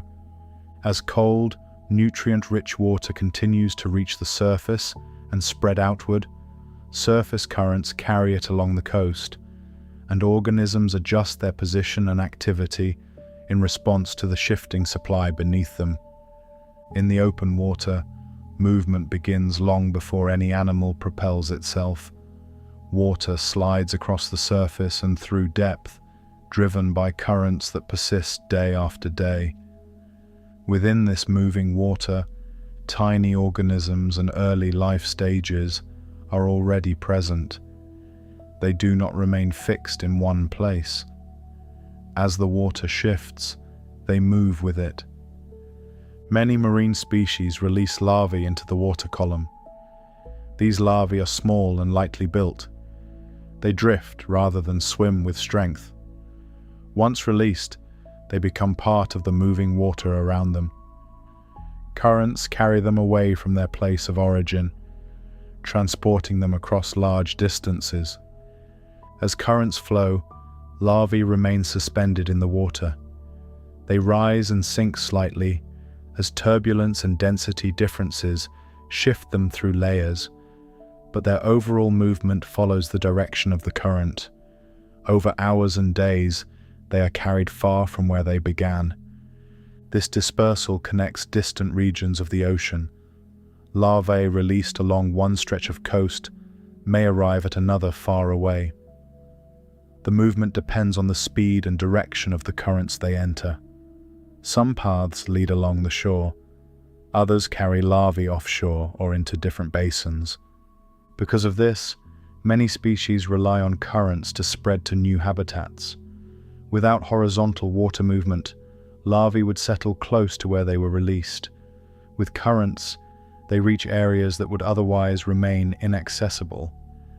Settlement occurs when the larvae encounter suitable conditions and leave the moving water. The timing of release often aligns with known patterns of water movement. By entering the water during particular phases, larvae are more likely to be carried toward environments where survival is possible. The current acts as the transport mechanism, moving life through the ocean. Plankton also move with these flows. Plankton includes a wide range of organisms that drift rather than swim strongly. They are present throughout the surface ocean and are constantly redistributed by moving water.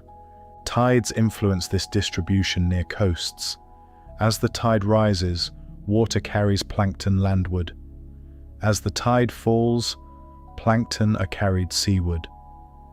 This back and forth motion shifts concentrations along the shore and into bays and estuaries. Currents extend this movement beyond the coast. Wind-driven and density-driven currents transport plankton across broader regions. Concentrations form where currents converge and thin where they diverge. The pattern changes as water movement changes. Together, tides and currents shape where plankton are found at any given time.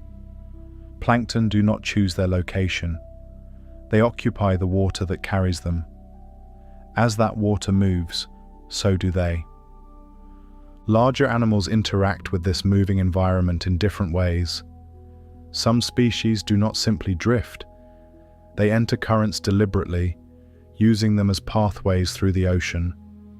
By positioning themselves within flowing water, they allow the current to carry them forward.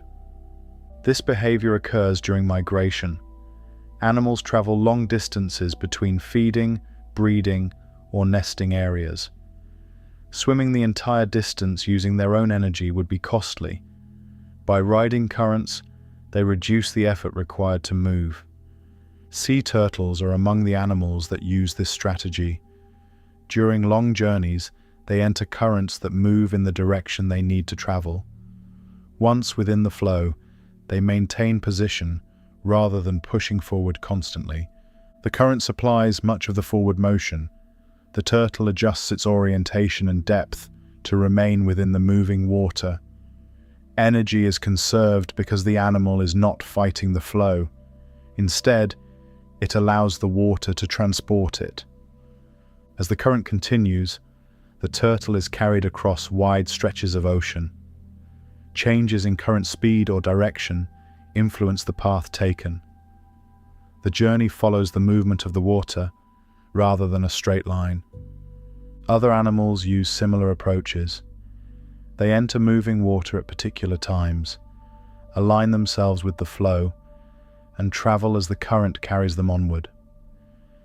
The interaction between animal and water remains physical and continuous. Throughout this process, the distribution of life reflects the distribution of moving water. Larvae drift, plankton spread. Migrating animals follow flowing pathways. The ocean connects habitats through motion rather than through fixed routes. As currents change, these pathways shift. A current that once carried larvae to a certain region may alter its course. Plankton concentrations adjust. Migrating animals respond by entering different flows or adjusting timing. The movement does not stop.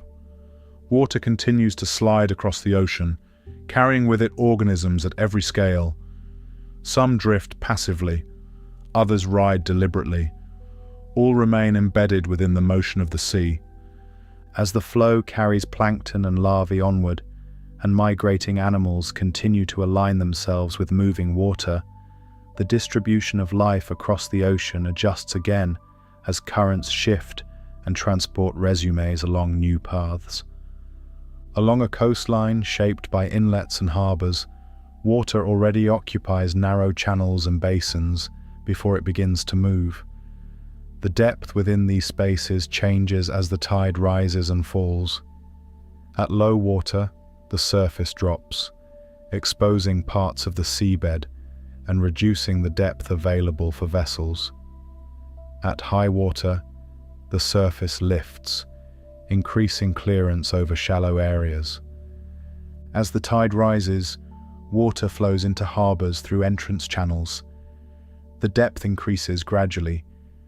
Areas that were too shallow for boats become navigable. Vessels waiting offshore time their approach, so that they arrive when the water level has risen enough to carry them safely over submerged obstacles. When the tide begins to fall, the situation reverses. Water drains out of harbors, lowering the surface. Channels become shallower. Boats already inside may remain afloat, but entry becomes more difficult. Grounding risk increases as depth decreases. Because of this, tides affect when boats can safely enter harbors. The timing of arrival and departure depends on water level rather than on the clock alone. Captains monitor the stage of the tide to determine when sufficient depth will be available. Many ports operate on tidal schedules for this reason. Cargo ships, fishing vessels, and ferries plan movements around predicted water levels. In some locations, large vessels can enter or leave only during a narrow window when the tide is high enough. As the tide rises toward that window, water advances steadily through harbor entrances. The depth increases across the basin. Pilots guide vessels along channels that are just deep enough at peak water. Once the tide turns and begins to fall, movement slows or stops. These schedules repeat day after day. Harbor operations align with the tidal cycle. Loading, unloading, and departures cluster around periods of sufficient depth. When water levels drop, activity decreases. Long before modern instruments existed, people living along coasts observed these patterns directly. Ancient coastal communities depended on the sea for transport, fishing, and trade. They watched how water moved along the shore and how it changed depth over time. By observing repeated cycles, these communities learned when water would be high or low. They noticed how the shoreline shifted and how channels filled and drained. This knowledge informed daily decisions about travel, fishing, and settlement. Daily life was planned around tides. Boats were launched and retrieved at specific times. Fishing activities were timed to coincide with water movement.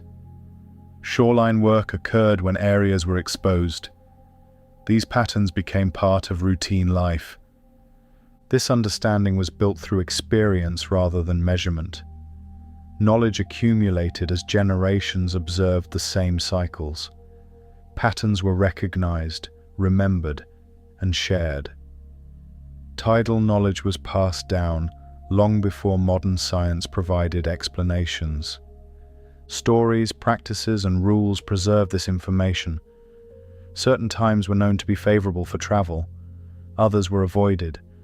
The timing of activities aligned with water movement rather than with fixed hours. As societies developed, this practical knowledge continued to shape coastal use. Harbors were built where tidal access could be managed. Settlements grew around predictable water movement. The interaction between people and tides became embedded in coastal culture. In more recent times, the predictable rise and fall of tides has been used in a different way. Instead of only guiding movement, tidal motion has been harnessed to generate electricity. This process relies on the physical movement of water driven by tides. As the tide rises, water moves inland through channels and basins. As it falls, water flows back out. This repeated movement carries energy. By placing structures in the path of flowing water, that energy can be captured.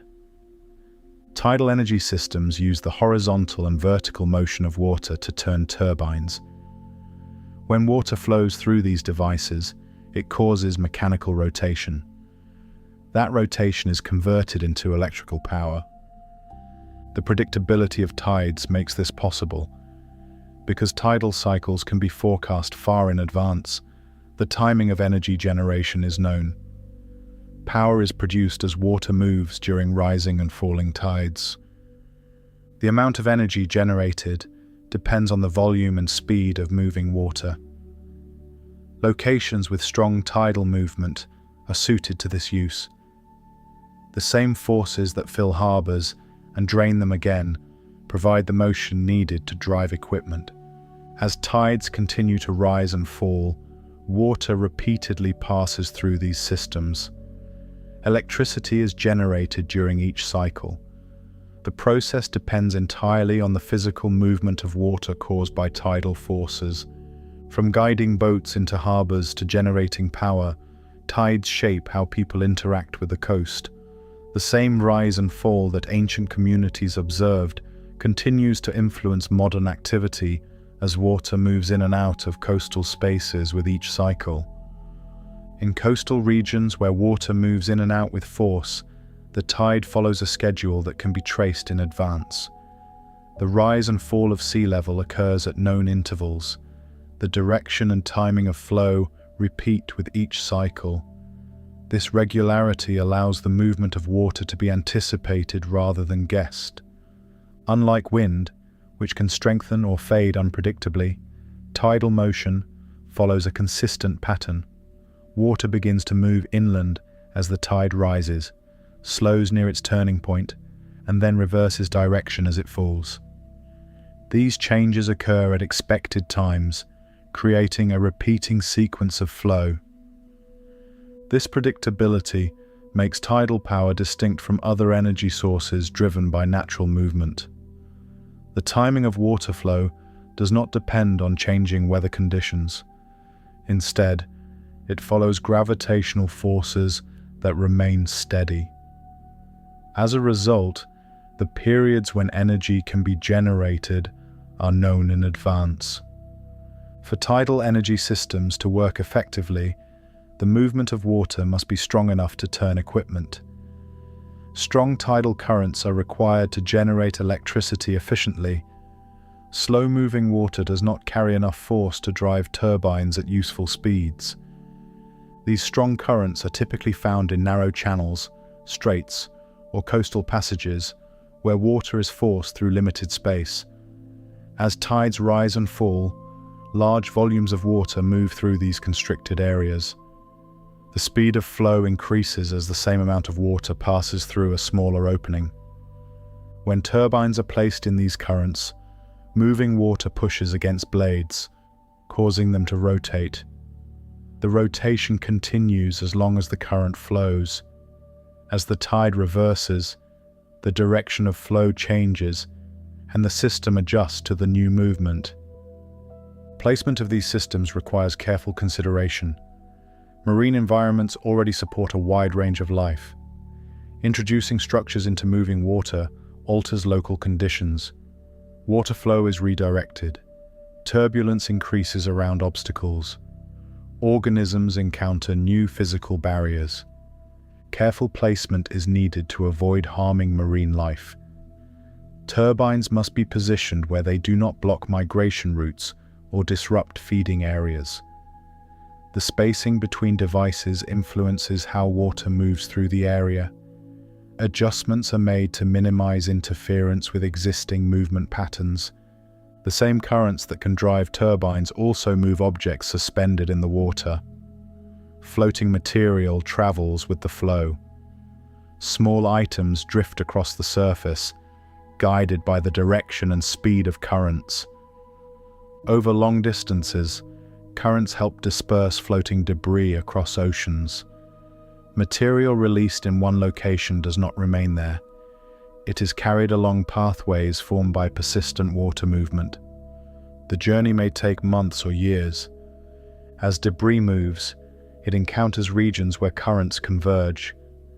In these areas, water flowing from different directions meets. The movement slows, and floating material accumulates. Objects remain trapped within the circulating flow. Large-scale currents create accumulation zones for plastics and other debris.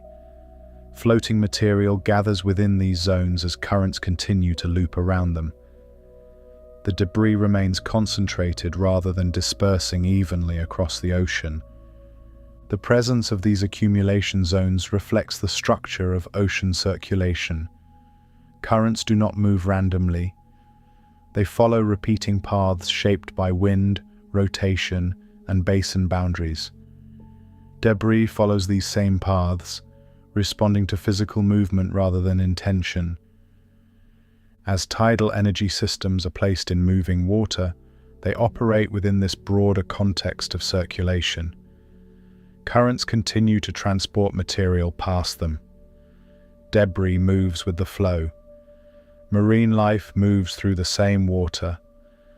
The interaction between engineered structures and natural movement requires ongoing adjustment. Equipment must withstand continuous flow in both directions. Water continues to move regardless of human use. As tides continue to rise and fall, predictable currents pass through narrow coastal passages, carrying energy, organisms, and floating material along established routes as the cycle repeats again. Across the surface and depth of the ocean, water remains in continuous motion. Currents move along coastlines, across basins, and through narrow passages between land masses. As this movement continues, the water carries with it properties acquired in one region and delivers them to another.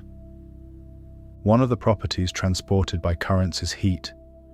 Water absorbs heat at the surface when exposed to warm air and sunlight. That heat does not remain fixed in place. As currents move, the warmed water travels with them, sliding across the ocean toward new regions. As warm water approaches land, it influences conditions along the coast. The sea surface temperature near shore reflects the temperature of the water carried by the current.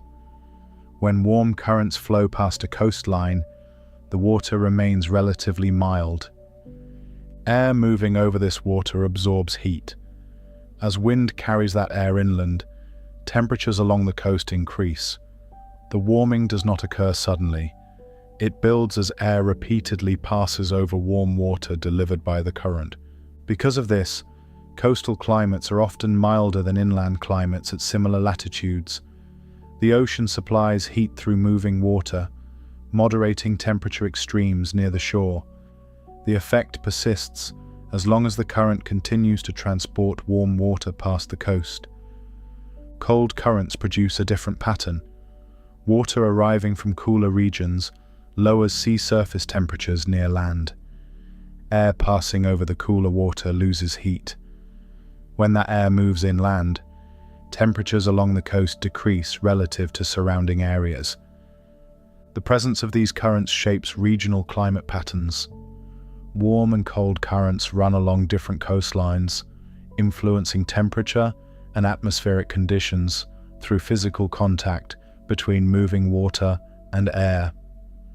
Beyond the coast, currents move heat through the ocean itself. Heat absorbed at the surface is transported horizontally as water flows. Some of this heat remains near the surface. Some is mixed downward into deeper layers as currents interact. This transport spreads heat across large distances. Water warmed in one region may travel thousands of kilometers before releasing its heat elsewhere. The movement depends on the speed and direction of the current carrying it. As long as the current continues, heat remains in motion. The ocean does not store heat in one location indefinitely. Currents redistribute it, shifting thermal energy through interconnected pathways. Changes in currents alter this movement. When the speed, direction, or structure of a current changes, the path taken by warm water shifts. Heat that was previously carried away may remain longer in one region or be delivered to another. When warm water reaches the surface in a new area, heat can be transferred back to the atmosphere. Air passing over the water absorbs this energy. The exchange continues as long as the temperature difference exists. In this way, changes in currents can release stored heat back into the atmosphere. The process depends on water movement rather than on a single event. As currents adjust, the locations where heat is released change as well. The ocean operates as a connected system. Currents do not move in isolation. Water leaving one region enters another.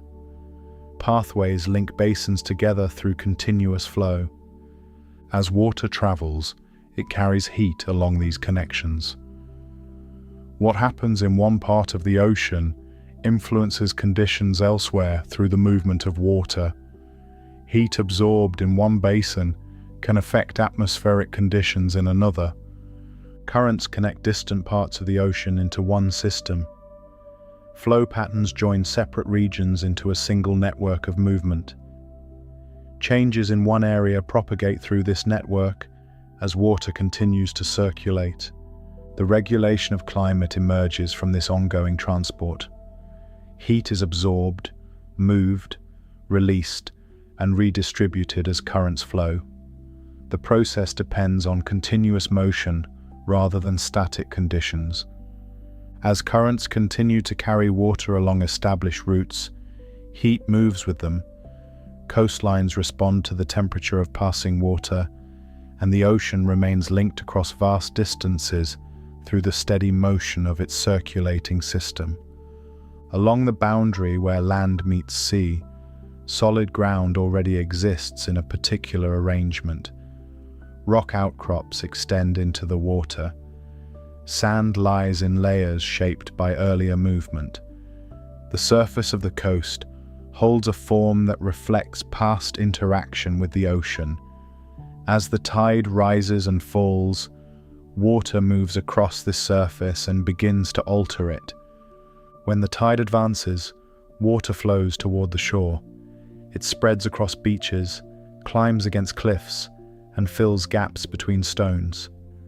As it moves, it carries energy. The movement presses against loose material, lifting small grains of sand and rolling them along the surface.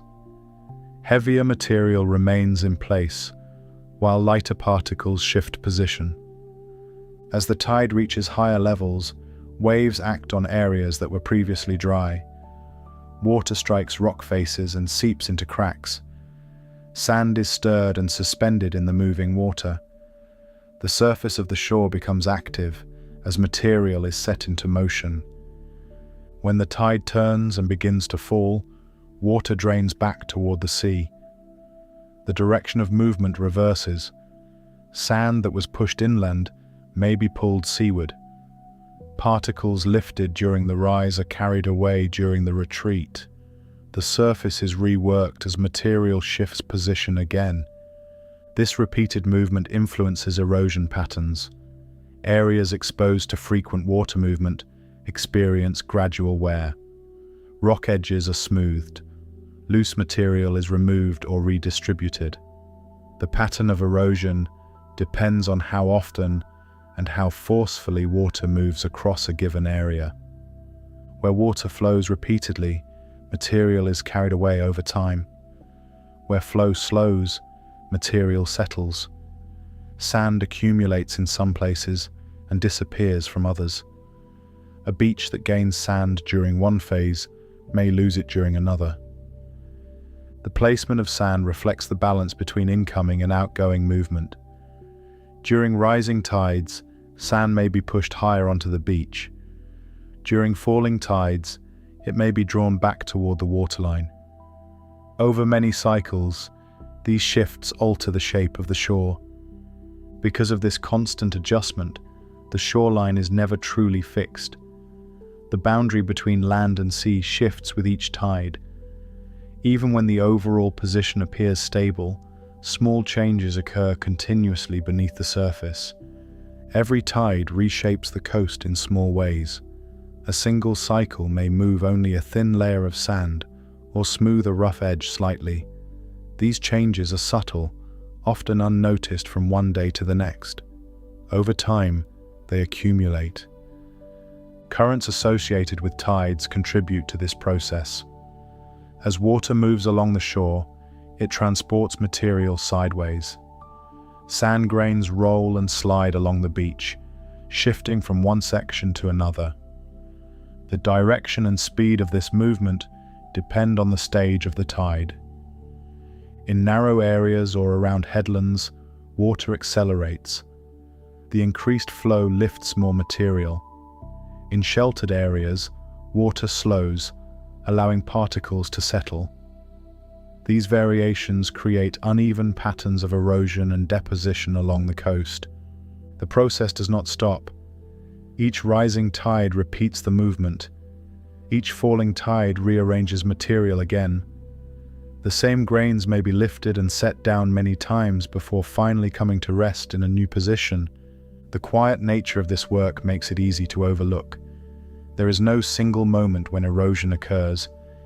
Instead, water continues to move, carrying small amounts of material with each pass. Tides and currents work quietly, but continuously. The motion persists regardless of weather or season. Even on calm days, water advances and retreats, pressing against the shore and shifting material grain by grain. As the tide begins another rise, water once again spreads across the surface of the coast, lifting loose sand, pressing against rock, and beginning another cycle of subtle reshaping as the shoreline adjusts again. Across the surface of the ocean, floating material rests on moving water.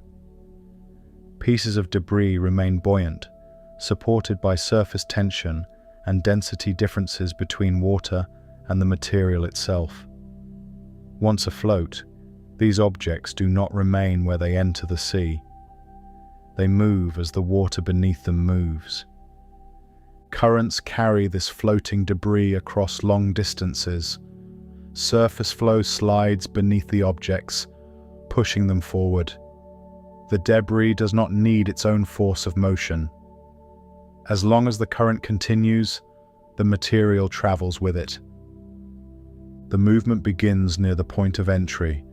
Debris released from rivers, coastlines, or vessels enters surface currents and begins drifting.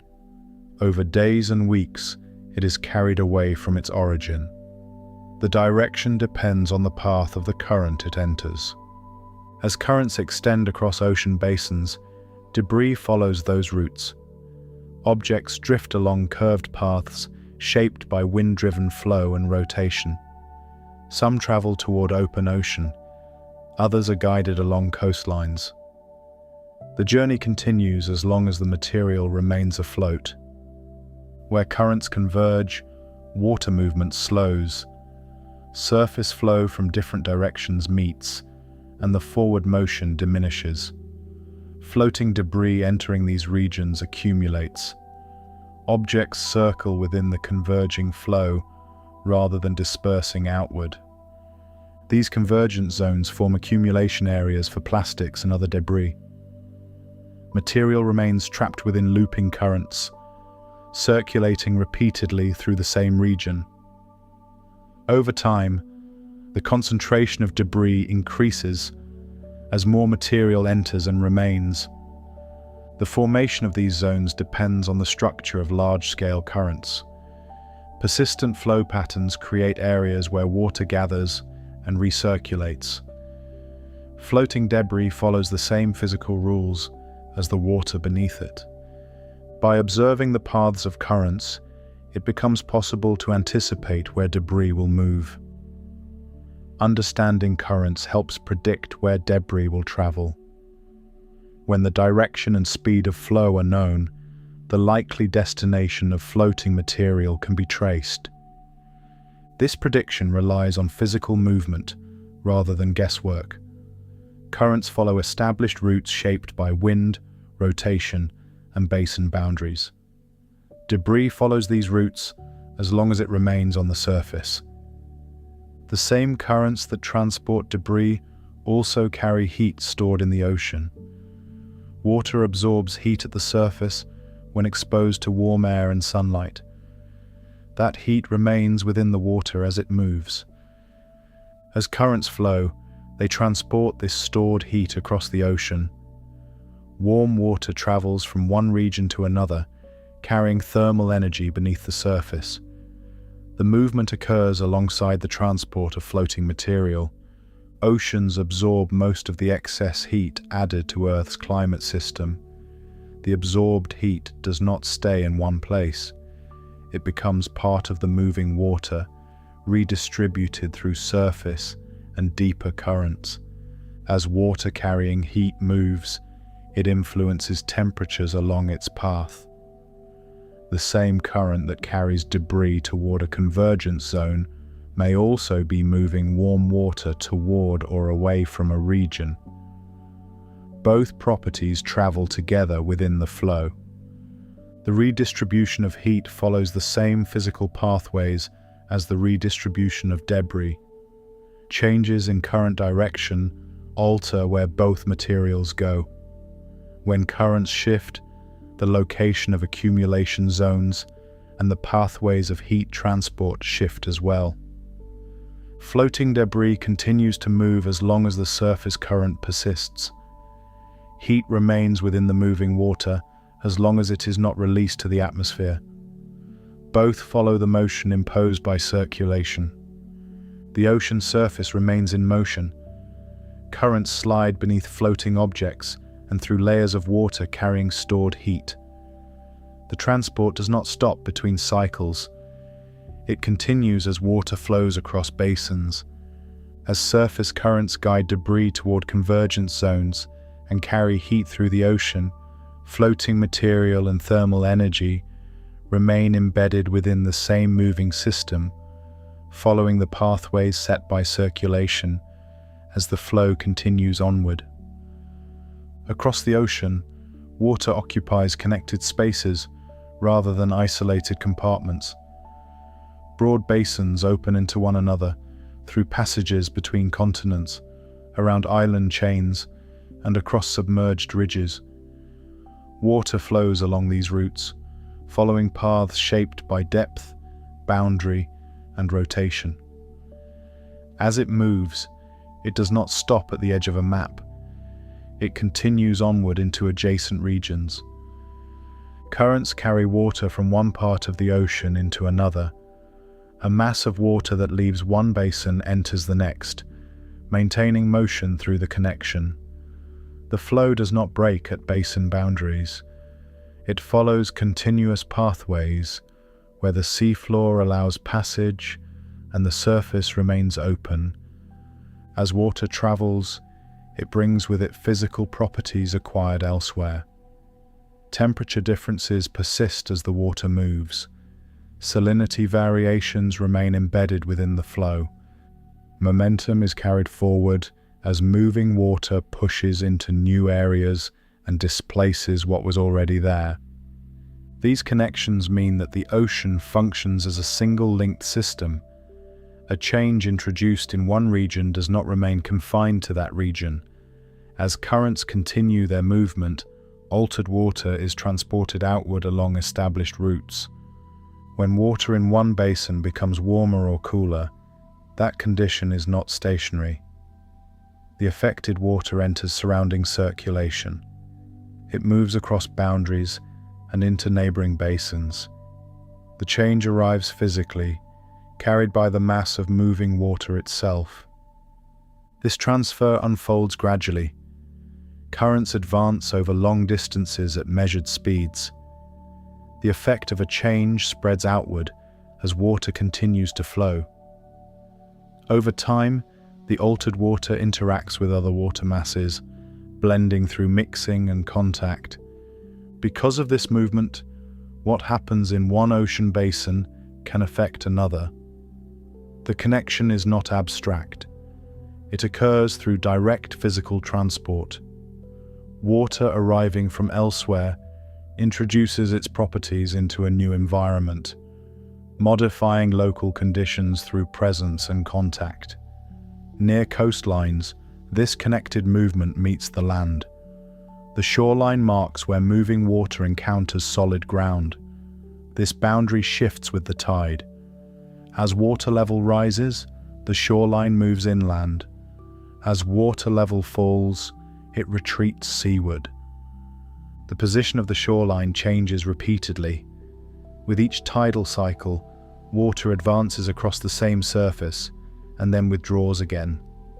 The line between land and sea is redrawn each time, responding to the height of the water. Because of this repeated motion, the shoreline is never truly fixed. Even where cliffs or sea walls appear permanent, the water's reach changes from hour to hour. On beaches and flats, the movement is more obvious, with large areas alternately covered and exposed. As water advances, it spreads across sand, rock, and sediment. It presses into irregularities, flows around obstacles, and fills low areas. As it retreats, it drains away along channels and slopes, leaving the surface exposed again. This repeated coverage alters the surface. Sand grains are lifted and rolled during the rise. During the fall, some grains are carried back, while others settle in new positions. The surface left behind differs slightly from what existed before. Every tide reshapes the coast in small ways. The changes are incremental. A thin layer of sediment may be shifted, a small ridge may be smoothed, a shallow depression may deepen or fill. Each cycle produces a minor adjustment. These changes do not require storms or extreme conditions. They occur during ordinary tides. The regular rise and fall of water is enough to move material, adjust edges, and modify contours through repetition. Currents associated with tides add lateral motion to this process. As water flows along the coast, it carries material sideways. Sand moves parallel to the shoreline as currents slide past. The direction of movement depends on current direction and timing. In areas where currents accelerate, more material is lifted and transported. In areas where currents slow, material settles. Over time, this redistribution alters the shape of beaches and nearshore features. Some sections gain material, others lose it. The shoreline responds continuously. Its position shifts slightly with each cycle. Even where the overall outline appears stable, the details change. The edge advances and retreats, responding to water movement rather than remaining static. This work is not loud or sudden. Tides and currents work quietly but continuously. Water moves without pause, pressing against the coast, flowing along it, and withdrawing again. The motion persists regardless of observation. The quiet nature of the process allows it to continue unnoticed. There is no single moment when change occurs. Instead, change accumulates through repetition. Each cycle contributes a small effect that adds to the last. Beyond the coast, currents continue their connections between basins. Water leaving one region carries with it the influence of that region. As it arrives elsewhere, it introduces those influences into new surroundings. Material lifted from one coastline may travel far before settling. Heat absorbed in one basin may be transported into another. Salinity differences may be carried across long distances. The movement links regions through physical transfer. The connected system does not reset between cycles. Water continues moving along pathways that persist over time. As long as circulation continues, the ocean remains linked across basins and coasts. At the boundary with land, tides continue to advance and retreat. The shoreline adjusts again. Sand shifts. Edges are smoothed. Small changes accumulate without interruption. As currents move onward and tides repeat their cycle, water continues to connect distant regions, reshape coastlines in subtle ways, and maintain motion across the ocean as the next rise begins and the boundary shifts once more. Across the ocean, water does not remain confined to a single region. Large bodies of water move along defined pathways that extend beyond local coastlines. Currents flow from one basin into another through open passages and around land masses. As water moves, it carries with it temperature, salinity, and momentum acquired elsewhere. These currents form connections between distant parts of the ocean. Water leaving one region does not disappear. It enters another, continuing its movement along established routes. The ocean behaves as a linked system of moving water rather than a collection of isolated areas. As currents travel, changes that occur in one basin are transmitted onward. When water in a particular region becomes warmer or cooler, that altered water moves with the current. The change is carried away from its origin and delivered elsewhere through physical motion. The movement unfolds gradually. Currents advance across long distances over time, guided by basin shape, depth, and the rotation of the Earth. Water arriving in a new basin interacts with water already present, altering local conditions through direct contact and mixing. Because of this connection, what happens in one ocean basin can affect another. A shift in water properties does not remain local. It is transported, redistributed, and integrated into the broader system of circulation. Near the edges of continents, this connected movement meets land. The shoreline marks the boundary where moving water encounters solid ground. This boundary does not remain fixed. As tides rise and fall, water advances and retreats across the same surface repeatedly. At high tide, water covers parts of the shore that are dry at other times. At low tide, those same areas are exposed again. The position of the shoreline changes with each cycle, moving inland and seaward in response to the changing water level. Because of this movement, the shoreline is never truly fixed. Even when viewed over short periods, its position shifts. Over longer periods, these shifts accumulate, producing visible changes in coastal form. As water moves across the shore, it interacts with the surface. Sand grains are lifted, rolled, or pressed into new positions. Fine material may be suspended and carried away. Coarser material resists movement, but is still affected by repeated contact with moving water. Each tidal cycle produces small adjustments. A rising tide may push sand slightly higher onto a beach. A falling tide may draw some of that sand back toward the waterline. The difference from one cycle to the next is subtle, but it is persistent. Every tide reshapes the coast in small ways. The change may be limited to a thin layer of sediment or a slight smoothing of an edge. These changes are often not noticeable from one day to the next, but they are continuous. Currents associated with tides add another layer of motion. As water flows along the coast, it transports material sideways. Sand and sediment are shifted from one section of shoreline to another. The direction of movement depends on the timing and strength of the current. In areas where currents accelerate, more material is moved. In areas where currents slow, material settles. Over time, these differences alter the distribution of sediment along the coast. Beaches widen in some places and narrow in others. The shoreline adjusts repeatedly to this movement. Sections of coast advance slightly as material accumulates. Other sections retreat as material is removed. The overall shape evolves through countless small changes rather than through sudden events. This process does not pause. Tides continue to rise and fall. Currents continue to move water along the coast.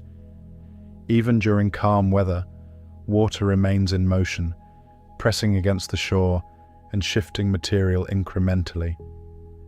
The movement is quiet. There is no single moment when the coast is reshaped. Instead, change occurs through repetition. Each cycle contributes a small adjustment. Together, these adjustments alter the coastal landscape. Beyond the coast, currents continue linking distant regions. Water that interacts with one shoreline may later reach another. Material lifted from one coast may be deposited elsewhere. The system remains interconnected through movement. As currents connect basins and tides adjust shorelines, the ocean operates as a continuous system. Water moves without interruption, carrying the effects of one place into another through steady flow. The interaction between tides, currents, and coastlines persists regardless of human presence. The processes unfold according to physical forces acting on water and land. Each cycle follows from the last, maintaining motion. As the next tide advances, water again spreads across the shore, currents continue their pathways between basins, and the connected movement of the ocean carries on without pause. Thank you for listening to the Sleepy Mind channel. I hope you have enjoyed spending time learning about tides and currents.